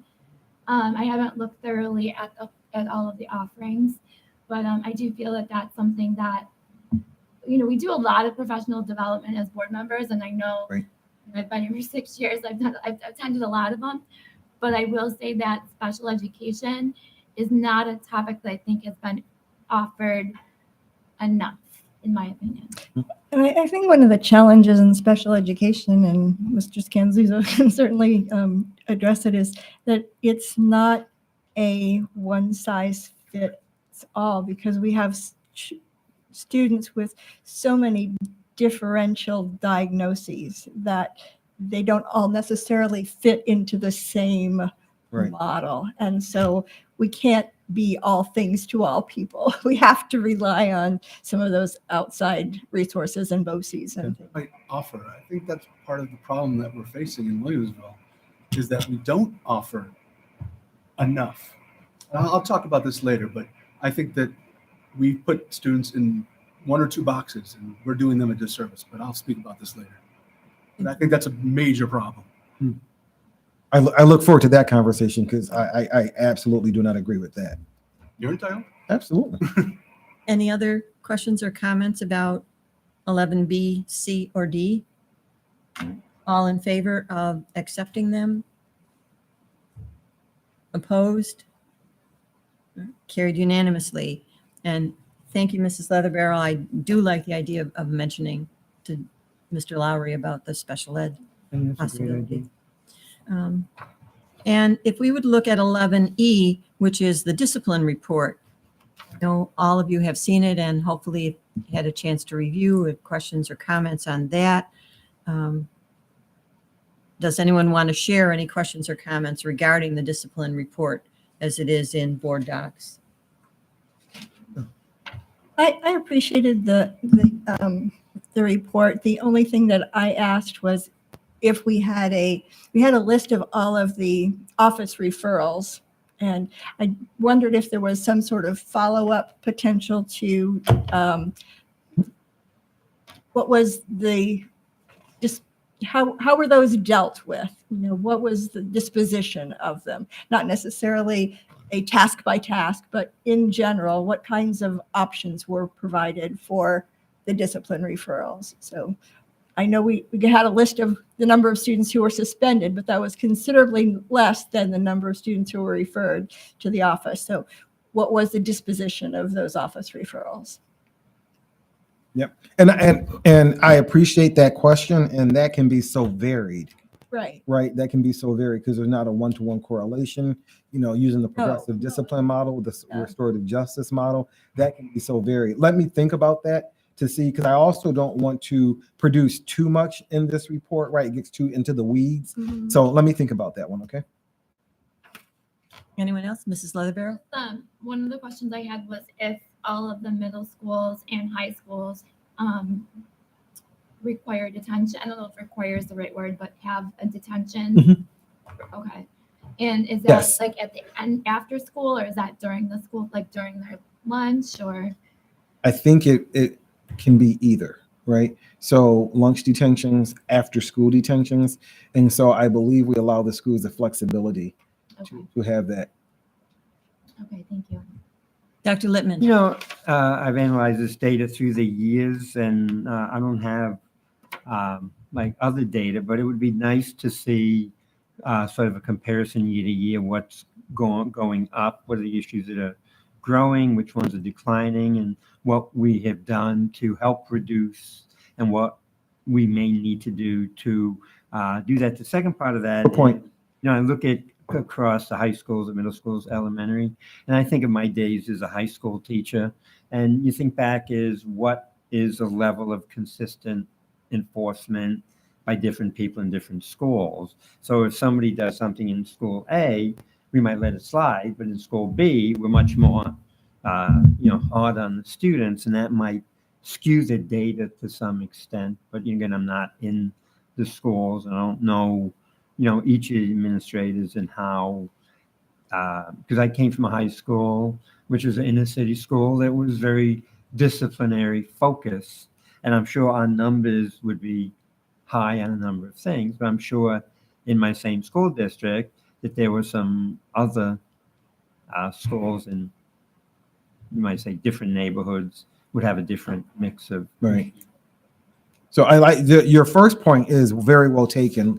Doing a historical look, but it would have to be a condensed report and not by school, because it would just get too big and bulky, so we can look at that. And I know Dr. Singh also brought up prior about doing percentages too, because of course the numbers would be higher at larger schools, right? You just have more students you're dealing with. So if we do it as a percentage of student enrollment, so that's something we can look at for the future. I mean, I had one other question is, if you're going to look at this through the DEI lens, and you break it down as by race or whichever metric you want to look at. And I know we talk about having a baseline for academic performance. Can we use this, at least, I know this 1 year data is not sufficient, but some sort of data, like, because the whole point of having all these DEI programs in school is not only to improve academic performance, but also reduce the infractions that students do in school, like reduce the number of incidents where they are being punished or disciplined. And the effect of our restorative justice programs in our schools. If you have more programs in our schools, we should see less infractions by students. Possibly, right? So I'm not saying it's going to happen, but it's good to see how effective our programs are. Absolutely. But we want to make sure that we're not, and this is always the trouble with data, right? We always want a one-to-one correlation. When you can only do that if you hold everything else constant, right? And that just doesn't happen. We would hope to see, so when we implement DEI initiatives, right, we would hope to see, because the I part is the inclusivity, right? So when you have an inclusive environment, students enjoy coming to school, right? And attendance increases. We then anticipate for, students' academic performance to increase. So that's the I piece. When students have this sense of belonging in a school building, they love coming. But we have to make sure we're following all the steps and everything else is kept constant, right? Which is very hard to do. Now, we hope, and our impetus for implementing DEI practices and restorative practices is to make sure that students are able to bring their whole self to school, and that we acknowledge their whole self, we appreciate their whole self, and we educate their whole self, and they can see themselves in the curriculum, right? That all leads to that sense of belonging. So that will inevitably lead to higher student achievement, right? That's our goal. I know it sounds great. It's just a matter of making sure we have everything lined up to see that. But a starting point would be, let's examine our data to see if, when we implement restorative practices, make sure we have strong DEI initiatives, if we see a change year to year. I mean, I said you should see, I guess, if everything went according to plan, more student participation, which means less in-class punishments, like kids not doing all their homework, being more, I'm guessing more in-class Right. participation. So You're absolutely right. it boils down to increased better performance, not increased, better school performance. And that's exactly what we're longing for. That's what we're hoping, right? That's exactly what we're hoping. Yeah. I'm sorry. Go ahead, I don't Dr. wanna- No. I don't know. So Oh, just- I'm sorry. Is it? No, I was just looking for Dr. McCleary to acknowledge. Sometimes I Okay. say Dr. Littman, and I'm not the board president, right? Okay. So I was waiting for Dr. McCleary to acknowledge. No, it's just two things that were somewhat positive. That if you look at the smoking, tobacco, vape usage, there was only minimal cases at the middle school, and even the amount at the high school seemed kind of reasonable. The other thing I didn't need clarity on, next to the last one called wandering. Wandering. Yeah, I don't know if that was like wondering what was going on, or Nope. wandering was like Wandering. No. It goes along with skipping classes, right? Okay. So wandering. It's a long way to do. Anyone else? I want that. Is that one? Again, thank you, everybody, for participating in our discussions. Moving on to number 12, finances. May I have a motion to resolve to approve and adopt the following finance items? 12A, the 2022-23 school year tax warrant.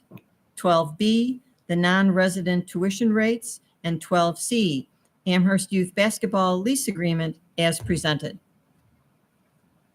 Dr. Singh, do I have a second? Ms. Poulin? Discussion? All in favor? Opposed? Carried. Thank you.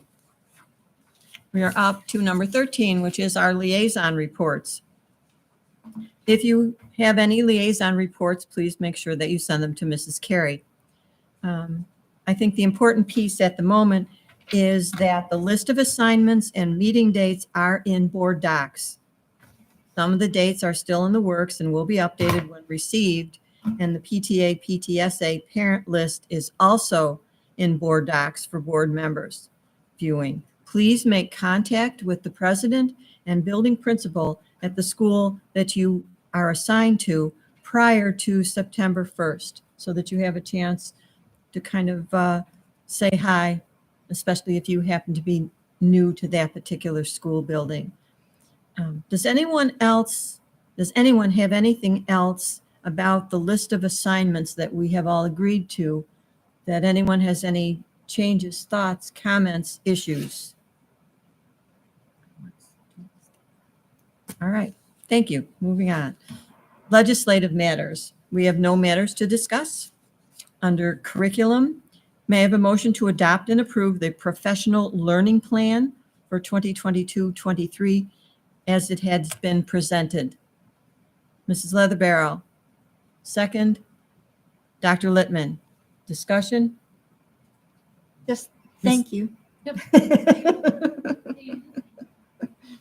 It's a very impressive caliber of offerings. So thank you. It is. And I want to thank Dr. Balin and Linda Rouet for making sure that takes place every year and assembling.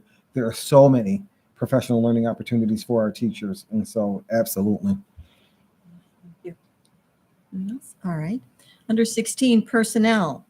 May I have a motion to resolve and, To vote on it. oh, you do. All in favor of the professional learning plan? We'll take it. Thank you. Opposed? Appreciate that. Please keep me on my toes.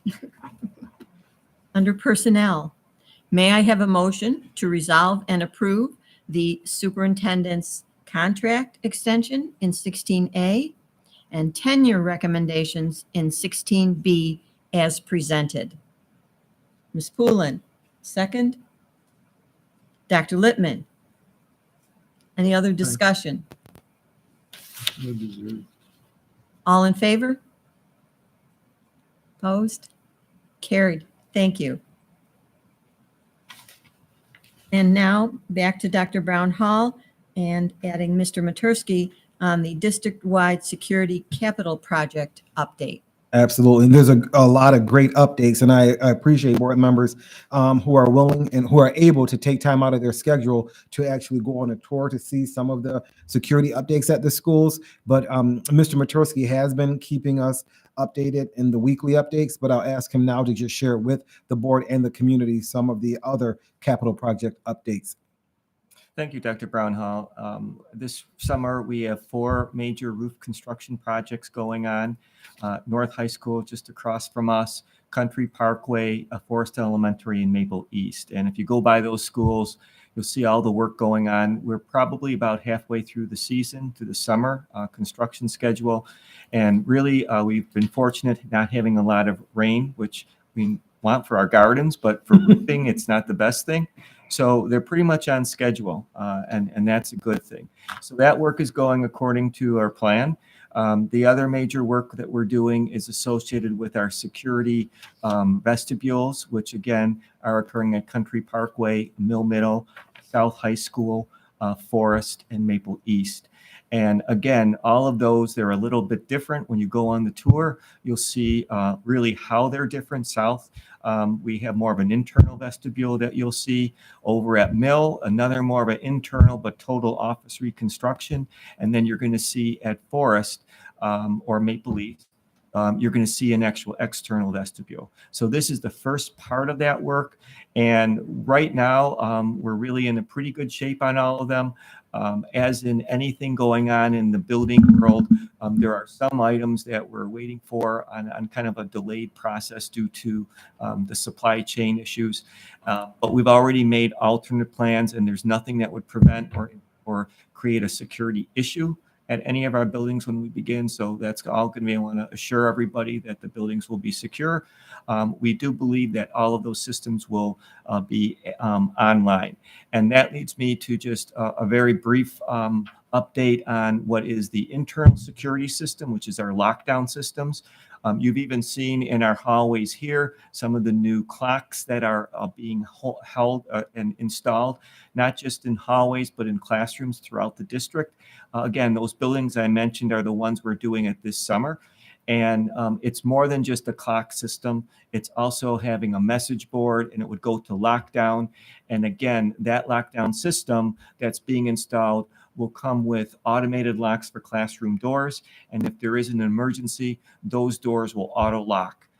There'll be a delay so that if someone is in a hall, they have an opportunity to get to the classroom, but there is an auto locking feature, which is really one of the enhancements that you're going to see when the security project is completed. Thank you very much, Mr. Matursky. I appreciate that. You're welcome. Thank you. And now may I have a motion to resolve and approve the construction project change order as presented in 17B? Ms. Fleckinger, do I have a second? Mr. Viscalia, any discussion? All in favor?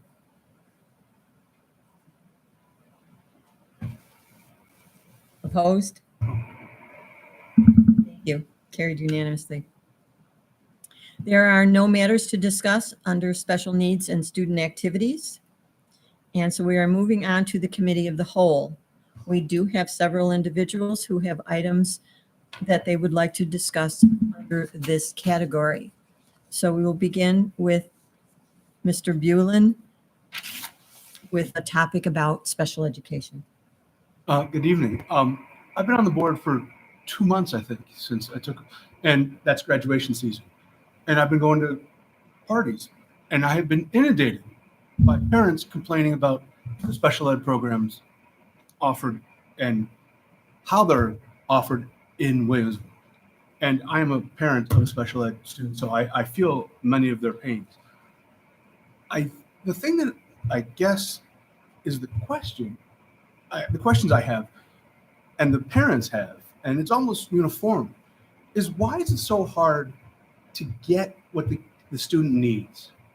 Why does the district seem to fight the parent at every level? And I appreciate what Mr. Leatherberry was saying about you can't argue with the CSC because you're not in it. But it's the process of getting to the CSC and what happens, the decisions made there. And I think that's a huge concern. And I can't tell you how many parents in the last 2 months have told me, oh, my friends are moving out of the district because their kids with special needs aren't getting what they deserve, and by law we have to give them. And I think that's a huge concern for us as a board, that we're losing population because of our special ed program. And I think parents should not have to become experts in special ed law and services in order to get the kids what they need. And that is a huge concern inside the community. And I don't know if other board members are hearing the same thing, but I'm hearing it everywhere I go. And it's a concern. And as I said earlier, I think that often Williamsville puts kids into boxes. And if they don't fit, they don't know what to do with them. And that's a problem. We need to be a leader in special ed. We can't fall behind, because if we fall behind, we're going to lose more and more students and population. And that leads to a loss in tax base. And I just think that it's really important that we look to see how we can improve special ed services and how they're implemented in the district. And I guess it leaves me with the question of why. Why does Williamsville have the reputation in the greater community? Ask any teacher in any district, and they'll say Williamsville is one on the bottom. Ask parents, they'll all say the same. And my question is, why is that? And how do we change that? And when I was preparing to talk about this, people said, come with solutions. I have a couple, I think, that I'd like to propose. For example, why is there no 15-to-1 academic track in middle school? I don't understand that. There's been a problem since my son was in middle school and there was no program. Middle school is hard enough for kids. Why are we making them take away services and go back to their home school and hurting the kids that need the help the most? I don't get that. Is it because there's not enough need, which I find unbelievable, because look at the numbers in that report? Is it that we don't want to spend the money? I don't know the answer. Is there not enough teachers? And no one's been able to provide me with an answer that satisfies me or the constituents that I'm talking to on a daily basis. Those are my concerns, and not my concerns, the concerns of the voters and the people that pay the taxes here. I think that's a huge thing, that the special ed services are good, but they can be better. And we're talking about DEI. This is inclusion of special ed kids. This is the importance of including everyone and challenging everybody. I think that the important thing is, to me, that the teachers have been great. Every teacher I've ever talked to has been helpful and willing to work. It seems that it's the upper echelons of the district that work against the special ed kids, and that, in my opinion, that has to stop. And the question again is, I'm left with, is why, and how do we make it better? That's where we need to go. How do we make it better? And is it hiring more special ed teachers? Is it just offering more programs? Those are the answers we need to seek. And I like that we're going to do this deep dive on special ed. I think that's really crucial to self-examine. Other districts have these programs. Why don't we? And I'm sorry. No, I'm just gonna done. No, yeah, pretty much. Okay. Yeah. And I just want to be very thoughtful with how I respond, right? Because going back to something that board member Leatherborough said earlier about continuous improvement, right? We can always look to continuously improve. And I go back to over a year now ago when I started my listening tours, and everyone that spoke about special ed said, special ed has improved greatly in our district. I would not disagree with you. No. I know you're not. You were saying that. Good. Let's get to better, right? And we're always looking to continuously improve, but we also want to make sure we're examining with the professional lens of the professionals we have in the district, right?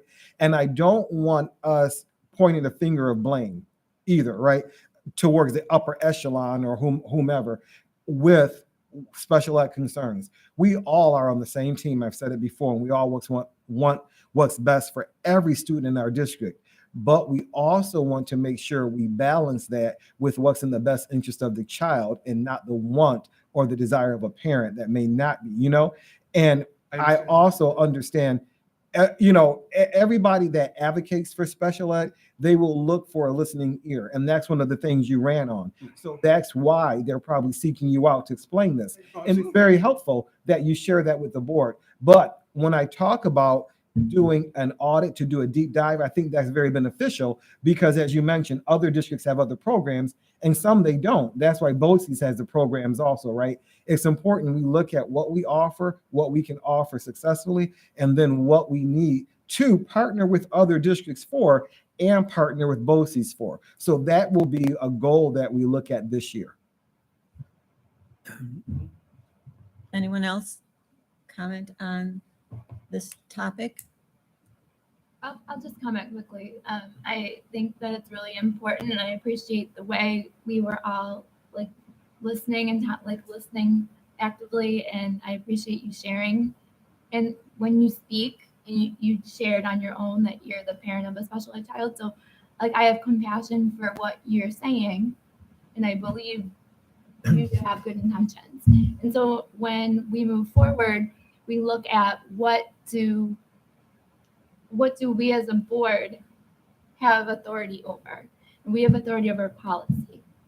So I think that I too am happy to know that there's going to be some looking into this, and I believe that comes with the DEI. I think that DEI actually helps us to explore special education more thoroughly, right? But I am just glad that I'm a part of this board to be able to be a part of that work going forward, so that if there are recommendations that need to be made to our policy, that we get to that point eventually.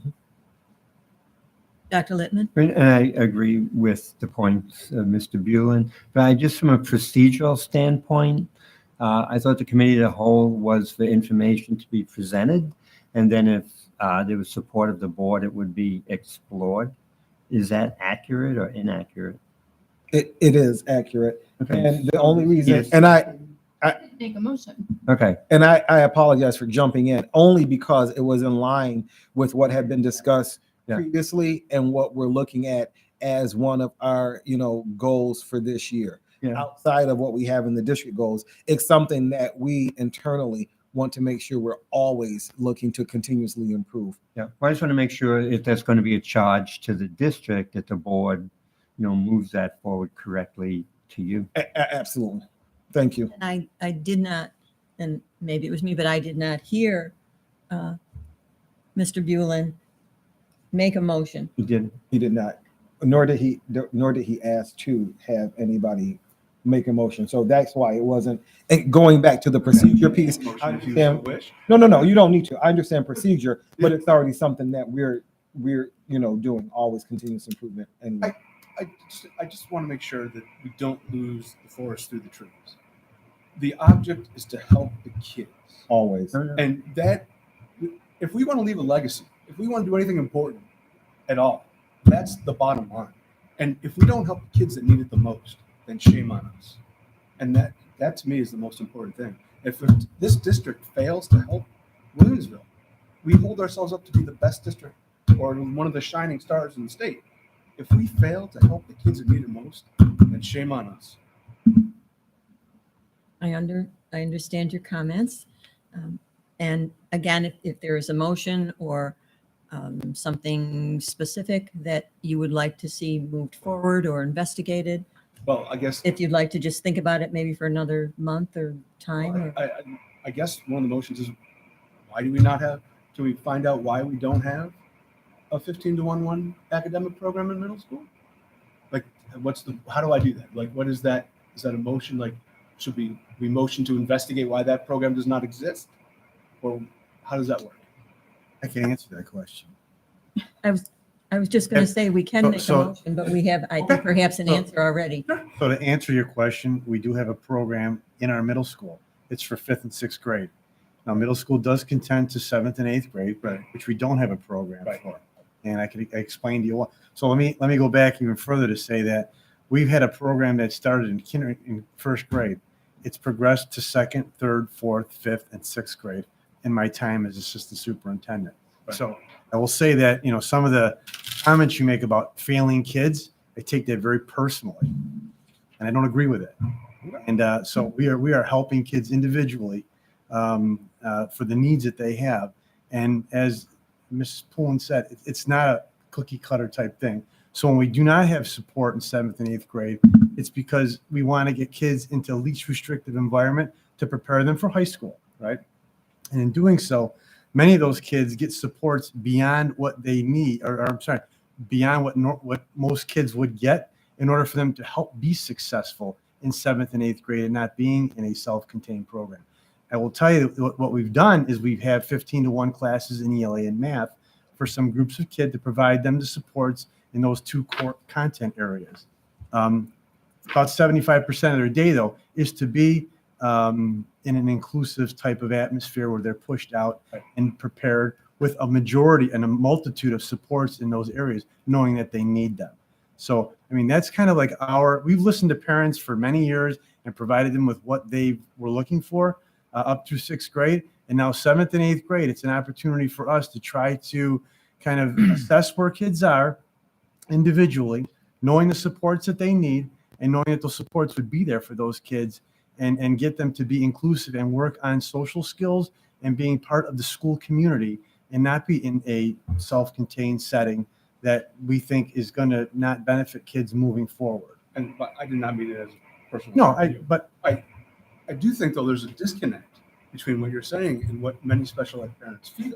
Okay. And that's the problem. That's the crux of the problem. That's why people are coming to me, searching me out at Wegmans and at these graduation parties. Sure. I mean, and that needs to be fixed. And I don't know, and maybe that's just better communication, but there are tons of parents. But these parents are part of the CSE process. They're part of the decision-making committee that's making the decision to help support. And I will also say that, there are times where, we are looking to outsource kids because we cannot support them within our structure of our district with what we support. And unfortunately, with what's transpired over the last few years, it's been very difficult to place kids. There's waiting lists that are years in the making. And so, I'm happy to see with new leadership at Erie One BOCES that they're looking to put a committee together to basically talk about, some of the needs of the school districts and how they can be better supported through BOCES programs. They do exist in some other BOCES, like Erie Two BOCES has programs. Our parents don't want to send their kids to Holland for some programs. It's a far ride, and I totally agree. I could appreciate that, but we know that we are best served by sending kids to other placements. And I could speak from experience. I'm an uncle of a nephew with Down syndrome who lives in Lancaster, and they could not support him. And it was a very difficult decision from the family to send him to West Seneca. It was the best place for him, and it has been over the last year based on his progress because of the structures, the supports, the program, the experience of the staff, and the facilities that they have to best support those kids. And I know that what Dr. Brown Hall was alluding to is sometimes the parents don't want their kids out of our district. And oftentimes, sometimes that is the best place for their kids' academic success and just overall success as a student and development. Thank you very much for that thorough analysis and response, Assistant Superintendent Scanzuzo. I believe, I'm sorry. No, you're doing fine. Member Kazmarek Bogner. I just wanted to mention, because I was involved in the special education PTSA, and I have been involved as the liaison since I've been on the board. And prior to that, I was corresponding secretary for a year and co-president for 2 years of the special education PTSA, that they have a wonderful collaborative relationship with the Office of Exceptional Education. And they also provide support and networking for parents of students with special education needs and gifted programming needs. So I would just like to promote, as I often do, parents getting involved in the special education PTSA, because sometimes there may be things people are experiencing as individuals, but is it a systemic issue? It may not be. But if you're with a larger group of parents, then it's more easy to determine, is this a systemic issue or is this just an individual need of an individual family? So again, just promoting the special education PTSA. Thank you. Very good point. Anyone else? Mr. Biscaglia, I believe. Mr. Viscalia. Mr. Scanzuza, I guess I'll direct this towards you. So I did hear you mention a lot of times you'll try with those 15 one-to-one students as they get into 7th and 8th grade, keep them in an ELA / math. I don't want to say contained setting, but for those two classes, and then there, is that often? Is that things you guys look at? Because obviously, I think those are the two important ones when you get into 7th and 8th grade. You know, you don't read well, you're not going to do well in social studies or, you know, science or you know, health or whatever else you're taking. I like to hear that. I guess that would be my question. Make sure you're exploring that. In 7th grade, I get it. Understaffed. You hear budgets. You can't. Right. We are restricted a little bit, but I do like to hear that because I think those are two important things. And I understand the other part of the social emotional aspect of getting these kids to learn, communicate, get along with their peers. I guess I did like hearing that though.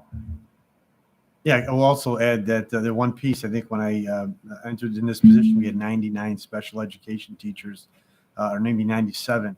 We're just at around 114. We've hired quite a bit in the last 4 years to support the needs of our students, as we have seen increased needs of kids entering our district, you know, with needing special education services. Having said that, every middle school does have 7th grade self-contained programming for ELA and math for small group setting of kids who need the individual support, small group setting. Are there 15? There may not be a total of 15 in some classes, but having said that, those are things that in 8th grade, I'm pretty sure that perhaps at Transit Middle School, there may not be any because of what they do within the inclusive setting with the gen ed and the co-taught model that they have in place. So, you know, it varies, but it's you know, it's supportive in what the individual student needs to best service them, you know, based on how their IEP reads and how we best feel like they can be supported in that setting. Yeah, and the reason I bring that up is you know, when your hands are tied sometimes and things, I understand what you're saying, Mr. Blue, and I've heard parents complain to myself as well. But I think those are the avenues, as Mr. Scanzuza was saying, is what we should explore. You know, we if it's not going to be a 15-1-1, maybe, you know, I don't want to, maybe at the administration level and the school level, that's what they look into, saying what is the best avenue to make sure these kids are supported. And then it's communicated out to the parents better. You know, I being a teacher, I am a co-teacher, you know, I in 7th grade. So, there's avenues that they build down to us where, you know, we, with the teacher and myself, we break them into groups where they still get that individualized attention along with the group itself, the whole class in social studies. But those are the avenues, those are the things that maybe we can explore to help parents, to help the students if we can't have that 15-1, if it's not attainable. That's why I brought that up with you saying that. I think those are the things we can concentrate on doing and look at in the future. You know, we can't fix it overnight, but those are things to explore. So those 15-1 classes in ELA and math are in addition to co-taught classes that we have that run simultaneously for students who don't need the types of supports that would be a 15-1 setting. Thank you. Again, thank you. I will make the decision that originally, Mr. Bulin, you mentioned, or you made a motion, and I would say that we don't need to continue in terms of it being a motion because the person we would have referred it to, Mr. Scanzuzo, who did give us a very detailed kind of explanation for, you know, a very short time asking him. So it's certainly a topic that can be continued to be discussed, but we all set? Yes. All right. Thank you, though. And again, under the committee of the whole, Ms. Blackinger would like some time to talk about child nutrition and the breakfast and lunch program. I appreciate, Dr. Brownhall, the information you sent over to me and the links. They were very helpful. I also had a conversation with our Director of Child Nutrition, Cheryl Kirshner, and she was a wealth of information for me and things that I didn't know that come from our National School Lunch Program, and that everything that they choose has to meet certain requirements.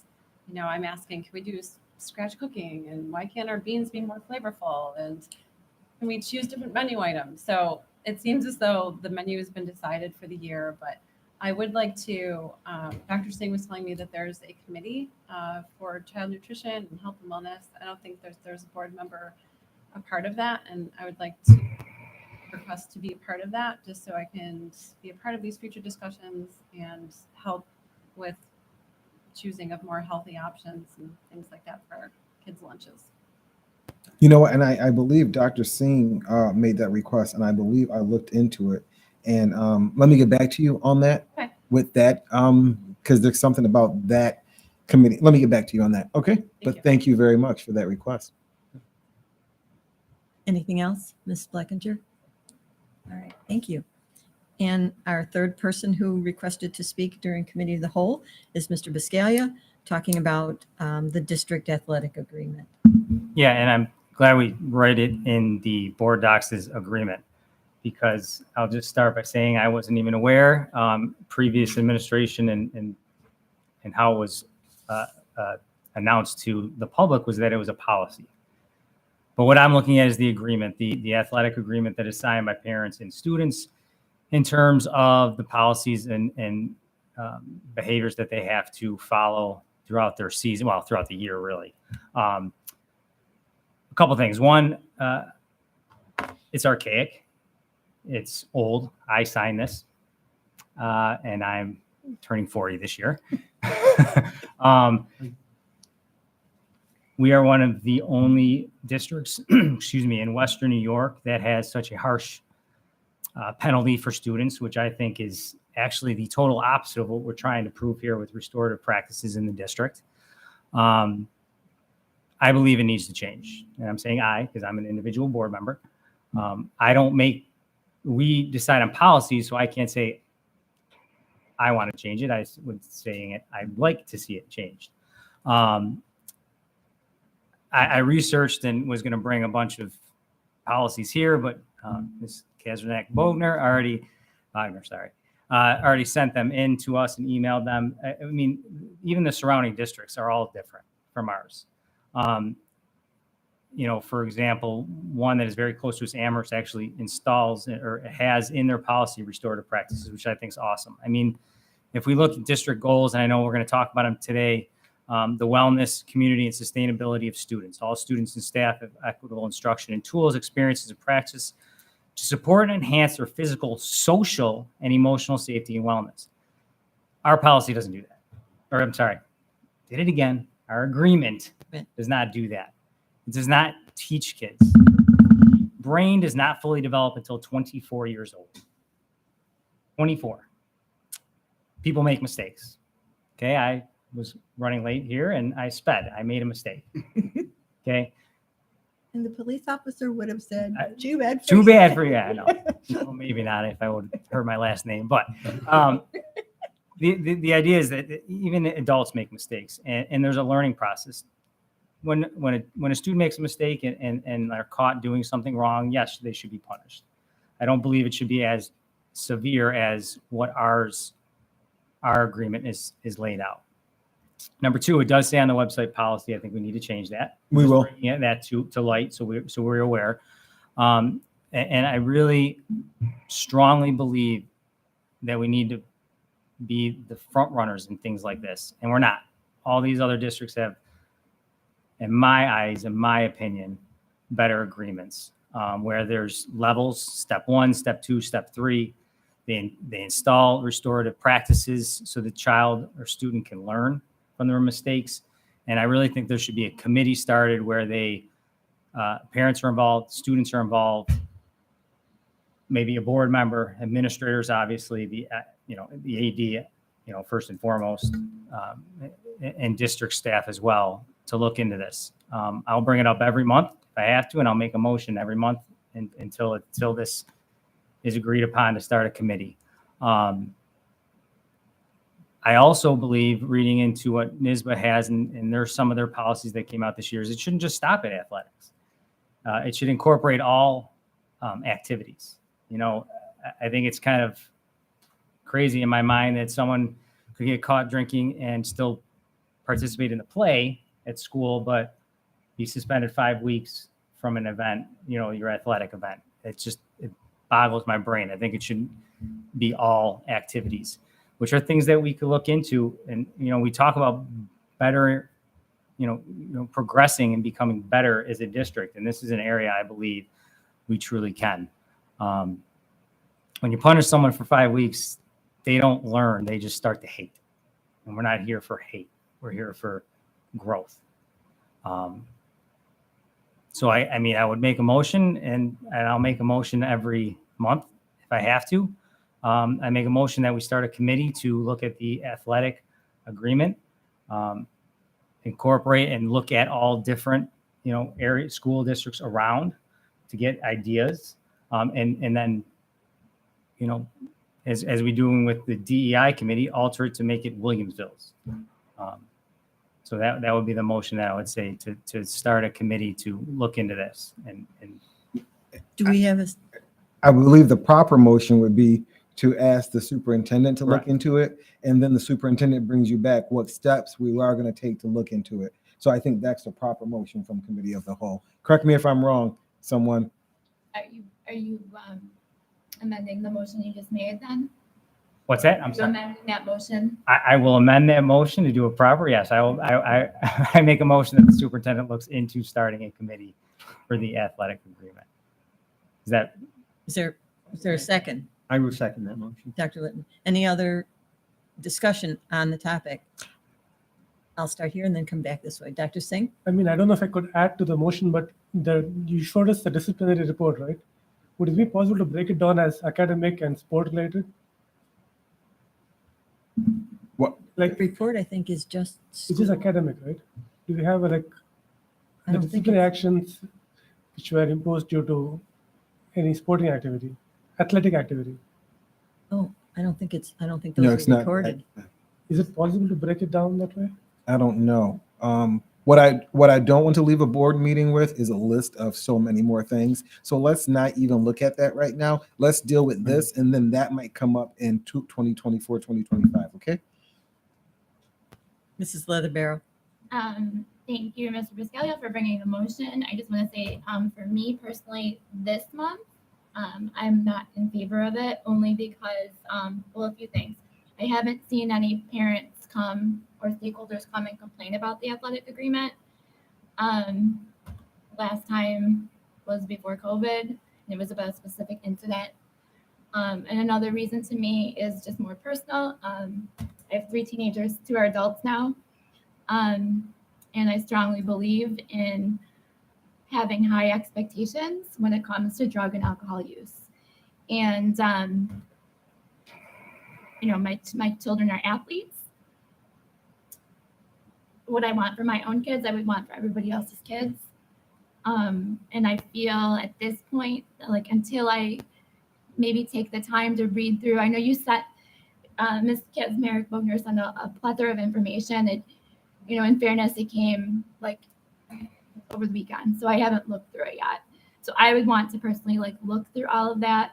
I'm not completely understanding what components of the athletic agreement it is that you have fault with. So for me, it would be a no this month, but I appreciate that you might bring it back in the future. Yeah, I'll bring it up every month because it's a joke. And holding high standards, it's not about how, to me, it's not holding about high standards. It's teaching kids a teachable moment. That's how I look at it. And I also feel it should stretch just beyond athletics as well, to where I'm coming from. Anyone else on this side want to add? But I just have a probably question. So is the motion to replace, to study the agreement to modify the agreement or to create a policy to replace the agreement? Well, the motion would be the superintendent to create his decision to look into creating a committee to look in the agreement and see if it should be changed compared to other districts. Yes. So I'm not asking, I'm not telling him, he's looking into it. You, anyone else on the side? Anyone on the side want to comment? Ms. Kazmarek-Bogner? I'm just wondering, as we're moving towards our DEI work and moving towards restorative practices, if that will be examined in our extracurricular, co-curricular activities in addition to our normal school day. And I can't answer that because, we're still in that work. So I don't know where it will take us, how it will evolve. So we're still in that work right now. Okay, so that makes sense to me. To me, it seems like it may be a natural progression of that work, some of this. And since we are in the middle of the DEI committee work, which to me might take precedent right now over what Mr. Buscaglia is asking for a formation of to explore the formation of another committee, that it might make sense to at least have the committee work complete for DEI before moving forward. That's my comment. I guess I would also want to know how many students have been actually impacted by this. That's a question before I would want to look at going forward. During my year, there was 12 when I was a senior. And I could get, you want me to get 100 parents to come in here? I can. Because there's been about 100 parents to complain to me, give or take. No joke. I mean, I'm welcome to do that. And I understand with the DEI, just my concern is this has been for years.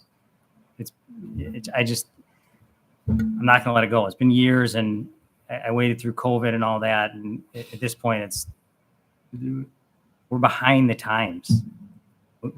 Let's move forward. In my eyes. Thank you. We do. I don't know if it would come up in DEI. That's why I was offering it this way. We do have a motion on the floor. And so we will bring that motion to a vote for this month. Did I get a second? I thought we did a second, right? Yeah, not a second. I Right? didn't. Yes. Dr. Littman. All right. Dr. Littman? Yes. All right. So all those in favor of requesting the superintendent to form or explore forming a committee To review the agreement. athletic agreement at this point in time. All those in favor, please raise your hand. 1, 2, 3, 4, 5. Those opposed?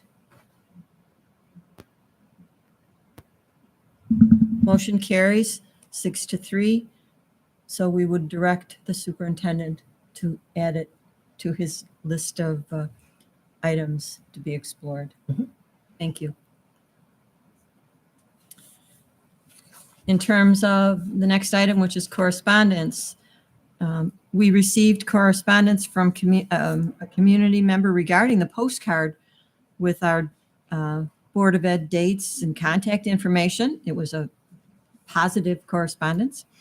We received comments that the Strategic Planning Committee does not or had not included social workers, but they will be explored or invited at the building level. And the DEI committee participation will also be further explored in terms of membership at the building level.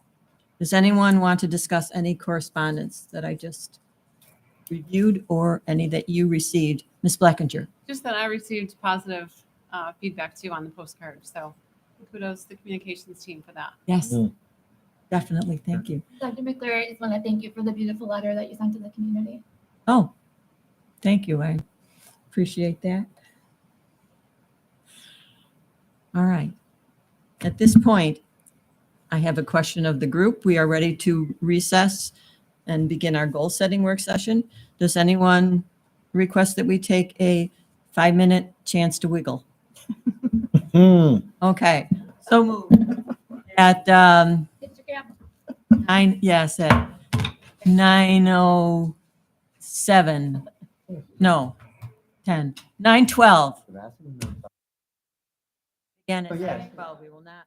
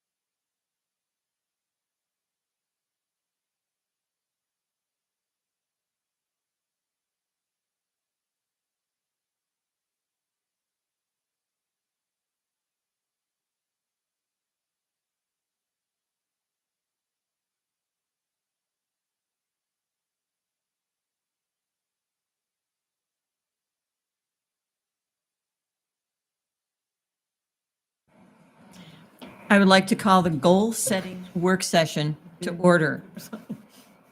Dr. Brown Hall, would you like to begin with the district goals process and continue 2022-23 district goals? Absolutely.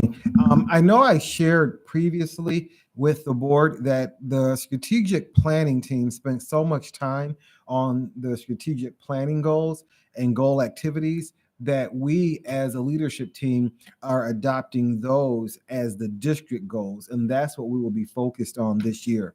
So the district goals are in essence the district strategic planning goals. And that's what we will be focused on for the 22-23 school year. That's, you have anything to? Can you put them up? They should be they're in board docs, number 18. I'm sorry, not 18. B. 22B. I apologize. Christina. Let's see it. I should have had it queued up. That's my fault. We have.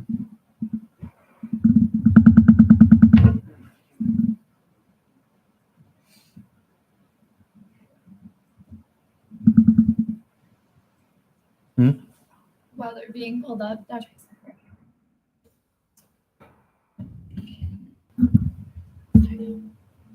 President McClary, I was just going to ask while they're being pulled up, can I just make a general comment? Please. I just want to say that I really appreciate the way this was sort of reformatted this year. I know, many years it was like a table, and this does like streamline it a lot, which I think, when you have 100 goals, what do you really achieve, right? So Right. when you have like, in Buffalo, we used to have like the rocks. Right. And Right. just having like these key areas and have it become common language that we're all using, that the board uses, that the superintendent uses, that the leadership team, and it trickles down to our schools, so our schools are using the same language. Absolutely. I think that's really important.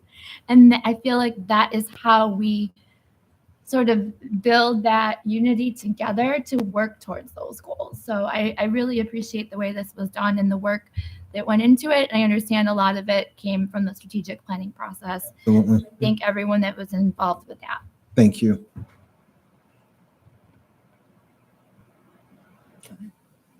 Do you want me to read each of them?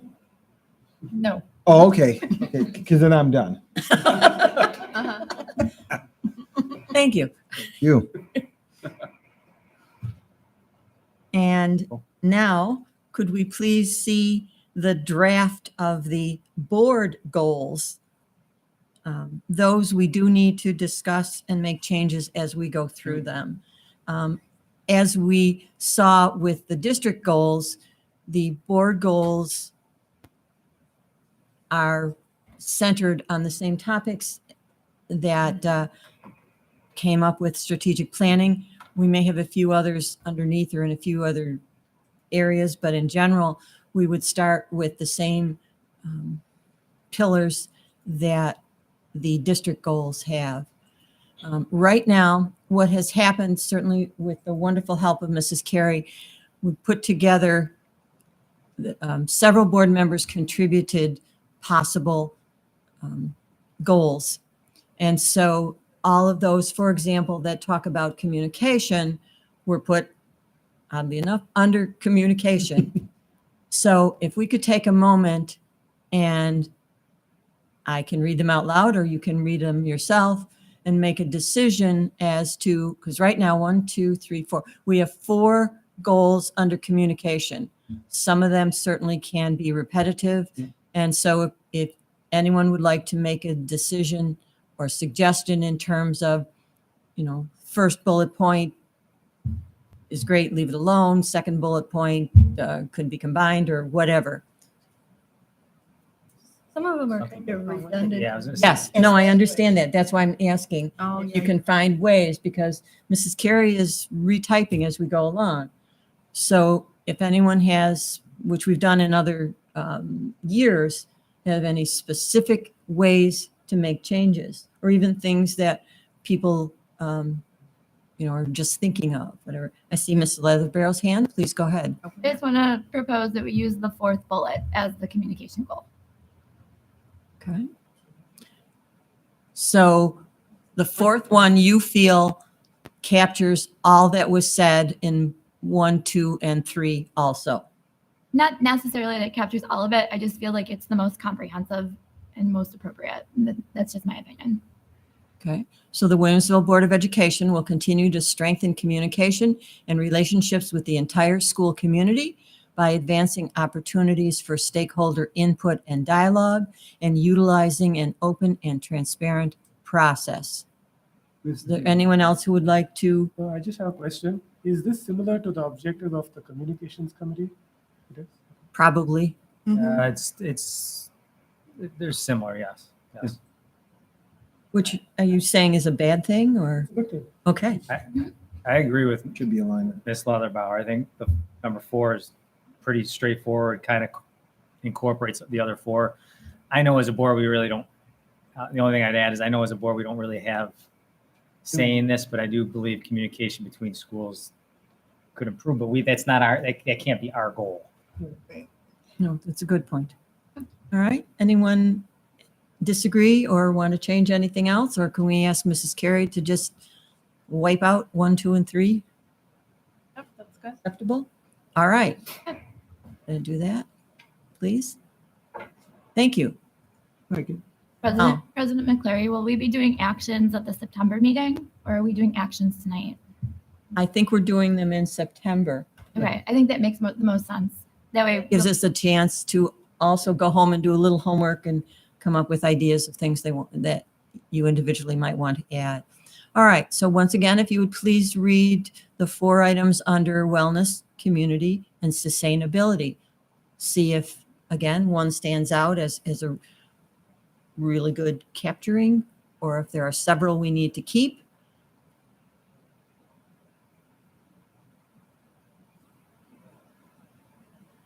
One and 4 are the same again. Yeah, I was gonna say 1 and 4 are the same. Yeah. But the initials. So either 1 or 4. Yeah, they're Responsibilities and the juridical policies to foster.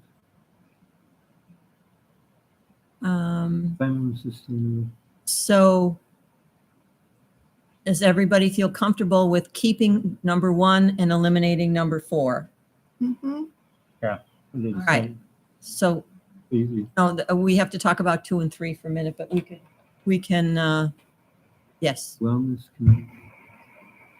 So 2 is practice diversity, equity, and inclusion at all of its events. I personally feel that that's a separate one from the first one, and it's a very admirable goal to keep. Could we say instead of events, could we pick a different word? That's the only, because is there a better way to say it? It's not just meetings, but Yeah, no, I think I happen to have written that one.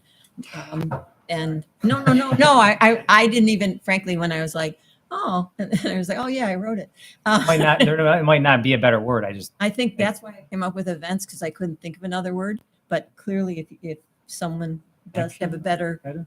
I just think that one goes under the diversity Yeah. rather than under wellness. Yeah. I can go with that. How about it? Just Oh, no, that's a really good point. Yeah, I recommend just having number 1 and scrapping the rest. So is there a way to not necessarily completely cross out number 2, but to move it off to the side and look at it again when we get. Diversity. And so the other one, the board will ensure equitable policies to promote wellness and nutrition among our individual students. Yeah, I wrote that, but the reasoning behind that was wellness and community are big topics. Yes. Sustainability will get swept under the rug and it will be forgotten.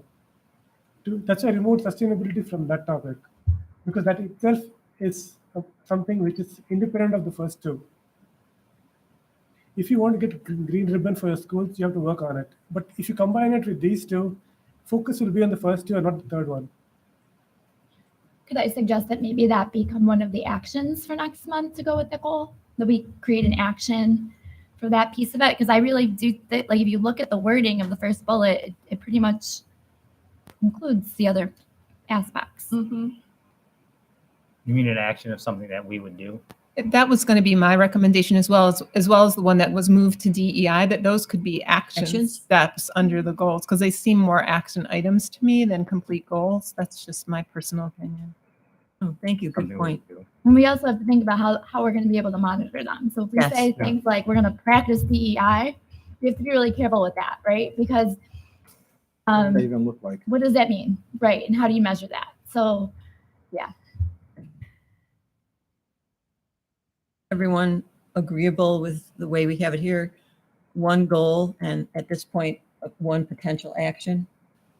Mhm. Okay, Yeah. next. Good is this?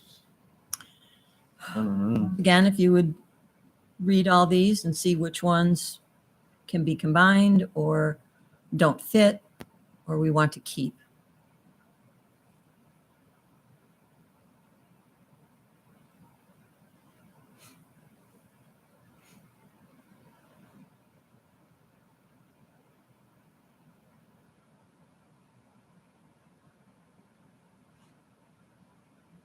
I think 1 and 3 are very similar. Yeah, I mean, 1 and 3 are pretty much same thing. I think 3 has that extra sentence. I don't know. So perhaps delete 1 and keep 3. Give people a chance to It was like they read don't it. work together on it. I mean, like 3 of them look the same. I didn't hear you, Dr. Litton. I said 3 of them look pretty much the same. Well, yeah. 3 and 4 are the same. Yeah. Similar? 1, 3, I think so. 1, 3, and 4, the Well, 3 has an additional sentence added regarding oversight of. Additional sentence even mean though? But, the whole new ID. Yeah. Dr. McClary, I'm a little I don't really like the sentence about maintaining oversight of the school curriculum. I think we have to be careful of that Yeah, in no. terms of the authority of That's not our Yeah, position. that's taken out, Oversight yeah. curriculum. Yeah, it's not a policy. superintendent's No, position. but the board has to approve the curriculum, right? It's part of the. We don't approve curriculum. It's part of the board thing. We are in charge of curriculum. In what Overall. way? Through policy, right? Through Yeah. policy. we don't oversee the implementation of the curriculum. That I agree. Good, no. We allocate resources. We do like what we did tonight. We approved the professional development plan. You know, like those are things we do. And those can be I think we action might steps. want to be careful, and especially considering like comments that were made tonight during public expression in terms of what our board does in those areas One doesn't. and what it doesn't do. Thank you, Dr. Lippman. Don't Okay. we have resources in addition to teachers' professional growth? Mhm. Yeah. We not just Yeah. student growth, but teacher growth. So where are we in terms of which one you want to keep or combine, Dr. Littman? I think there are many wonderful points up there for my colleagues. The one that jumps out is me not being there as one of our major responsibilities, and that would be student achievement. You know, we talk about individual student growth. I mean, if I wrote this, I would maybe add student academic growth, or there's so many different types of growth. The social emotional is true, but we talk about student growth. But that's I why would say it needs to say academic. But that's why you need to leave it broad like that. Okay, so you prefer what? The yeah. broader it is, the more it could be applicable. Okay. Because it's like, how do you judge success? Well, success in what? It looks different for every student. When you talk about student growth, it's more applicable when you leave it as student growth. Thank you for that. And to your point, Dr. Yeah. Lippman, that could be an activity, right? We could have one of the activities be specific to academic achievement. Yeah, perfect. Teamwork, thank you. So I'm hearing we're going to keep one. number 1. Yep. Mhm. And now, are any of the ones that are fun They're all basically. possible action steps, or they all just meld into number 1 or same as 1? I'm just checking. Yeah, I think they're the same as. Look pretty much the same. So they could be gone again. One again. All right. Mm, And our next topic is DEI. And again, perhaps as you've been doing so well, figure out which one kind of represents everything or which ones you want to include or tweak.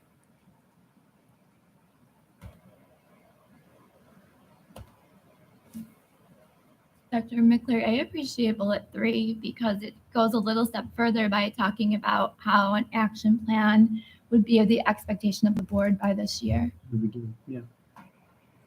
which I think was what we were talking about earlier when we said that. I think it was Board Member Buellin that brought it up that you shared that you attended the DEI meeting and that we don't have a plan yet, that a plan is going to come out of the work of the group. Thank you for the input. Does anybody want to keep or tweak 1, 2, or 3? 1, 2, or 4?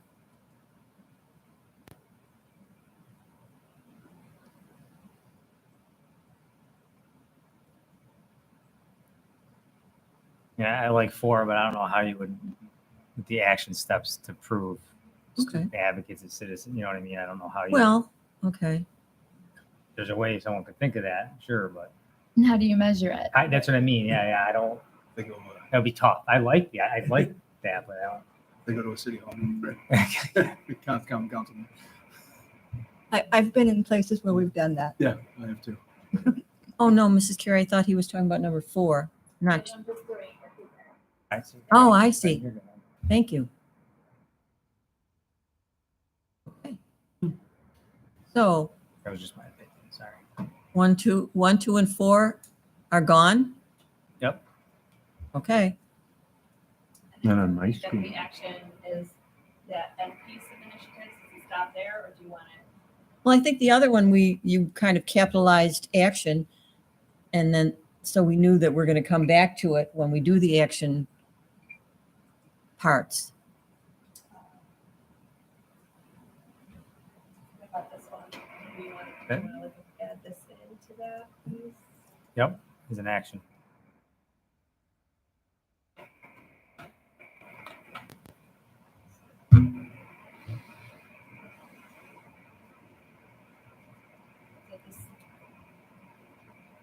It becomes another action, yes. At this point, we have, So we would delete them at this point because we're just doing the goals right now. so we have 2 potential actions. Yeah.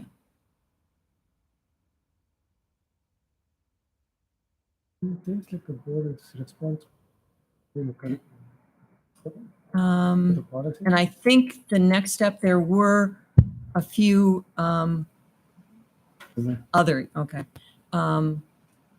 That these we need to look at, first of all, separately, because they don't, at the moment, fit under the 4 strategic plan areas that we created in the beginning. But if anyone can see how any of these other, very good suggestions could be made to fit somewhere else, or if we need to have an entire separate category of others. Or to see if these actually are your starting point for your work on action plans. That's what I was. Like looking at the first, like policy work or strategic support and monitor the implementation of the strategic planning process developed by members of our community in support of all learners, right? So that can be an action step under one of the 4 areas you have as goals already. So this might be your starting point of where you can agree to make them action items. I support that. Those were the ones I submitted, and I think I shared through email that it was just like a different way of thinking because I actually really liked what was already previously submitted, but I didn't want to submit the same thing. Right. Right. So I appreciate the contributions that Board Member Poulin and Board Member Kazmarek-Bogner.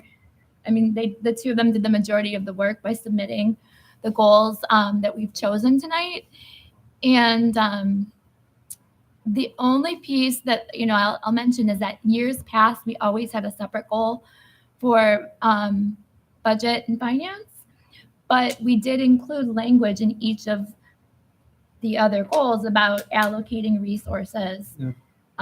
So I agree with what the superintendent said about using some of this language we can maybe save for actions. I'm good with that. I like what we have. And it mirrors the strategic planning process, which I think is really important. Are you saying you feel that all of the ones that are there could be actions somewhere else? Possibly. I'm just Possibly. saying that I don't think we need to add any more additional goals other than what we've already identified. Well, then, so instead of saying other goals, it could say potential actions for now. Yes. And then when we talk about actions next month, I like that. And last question, does anyone see any of these, instead of being potential actions, that they are things that could be eliminated? I'm not suggesting that they have to be. I'm just wondering if there's any that you see that could not somehow be turned into an action. I don't necessarily, I mean, those are just thinking points, right? So between now and September meeting, that's what our All homework right. is to think about that. So I like that. Okay. And there are 3 points on fiscal oversight. Mhm. The 3 points out of the 7 on fiscal oversight. You can probably boil down to one action item or something like that. Correct. I see. Yeah, because it does come up, the wording several times. Okay. All right. Anyone else have anything to add, change? All right. So at this point, I would like to have someone make a motion to adjourn the goal-setting work session. Mr. Biscaglia, second. Dr. Singh, all in favor? Thank you. All right. So we are now returning to the regular board meeting. May I have a motion to return to public session? Ms. Poulin, second. Mrs. Leatherborough? Okay. So may I have a motion to approve? All in favor? All in favor? All in favor? Thank you. Keep reminding me. May I have a motion to approve and adopt the district goals in 23B and the Board of Education goals that we are currently editing in 22C in 23C as they are presented, again, knowing that we will continue to work on ours in the September meeting. Do I have a motion? Ms. Poulin, second. Ms. Blackinger, all in favor? Well, just for a point of clarity, these are the goals, right? We're approving these goals. These aren't draft goals. We're approving these goals, but then we're going to work on action items. Yes, thank you for the Okay. clarification. Yes, that I was thinking of that last page with all of the things, but Problem. no, thank you for bringing that up. Can you clarify it again? Okay. Originally, we came up with what we think are our goals, but then that whole last I meant page- when we vote, like, can we just? okay, you're going to vote that these are the goals, and that next month we're going to work on the action Yes, yeah. pieces. Yep. All right. All in favor? Thank you. Carried unanimously. And now I will remind everyone that our next board meeting is September 13th. And I certainly hope that we as board members, family members, community members, and those who are watching our video have a good start to a new school year. And I would ask everyone to a reminder that I will see each and every one of you on Thursday at 6 o'clock in the same spot. Do I have a motion to adjourn? Mr. Bulin, do I have a second? Mrs. Leatherbarrel, that does not require a vote, correct? It does. It does. Yep. All in Never by favor? motion, we vote. Okay. Thank you. Thank We are adjourned. See you tomorrow.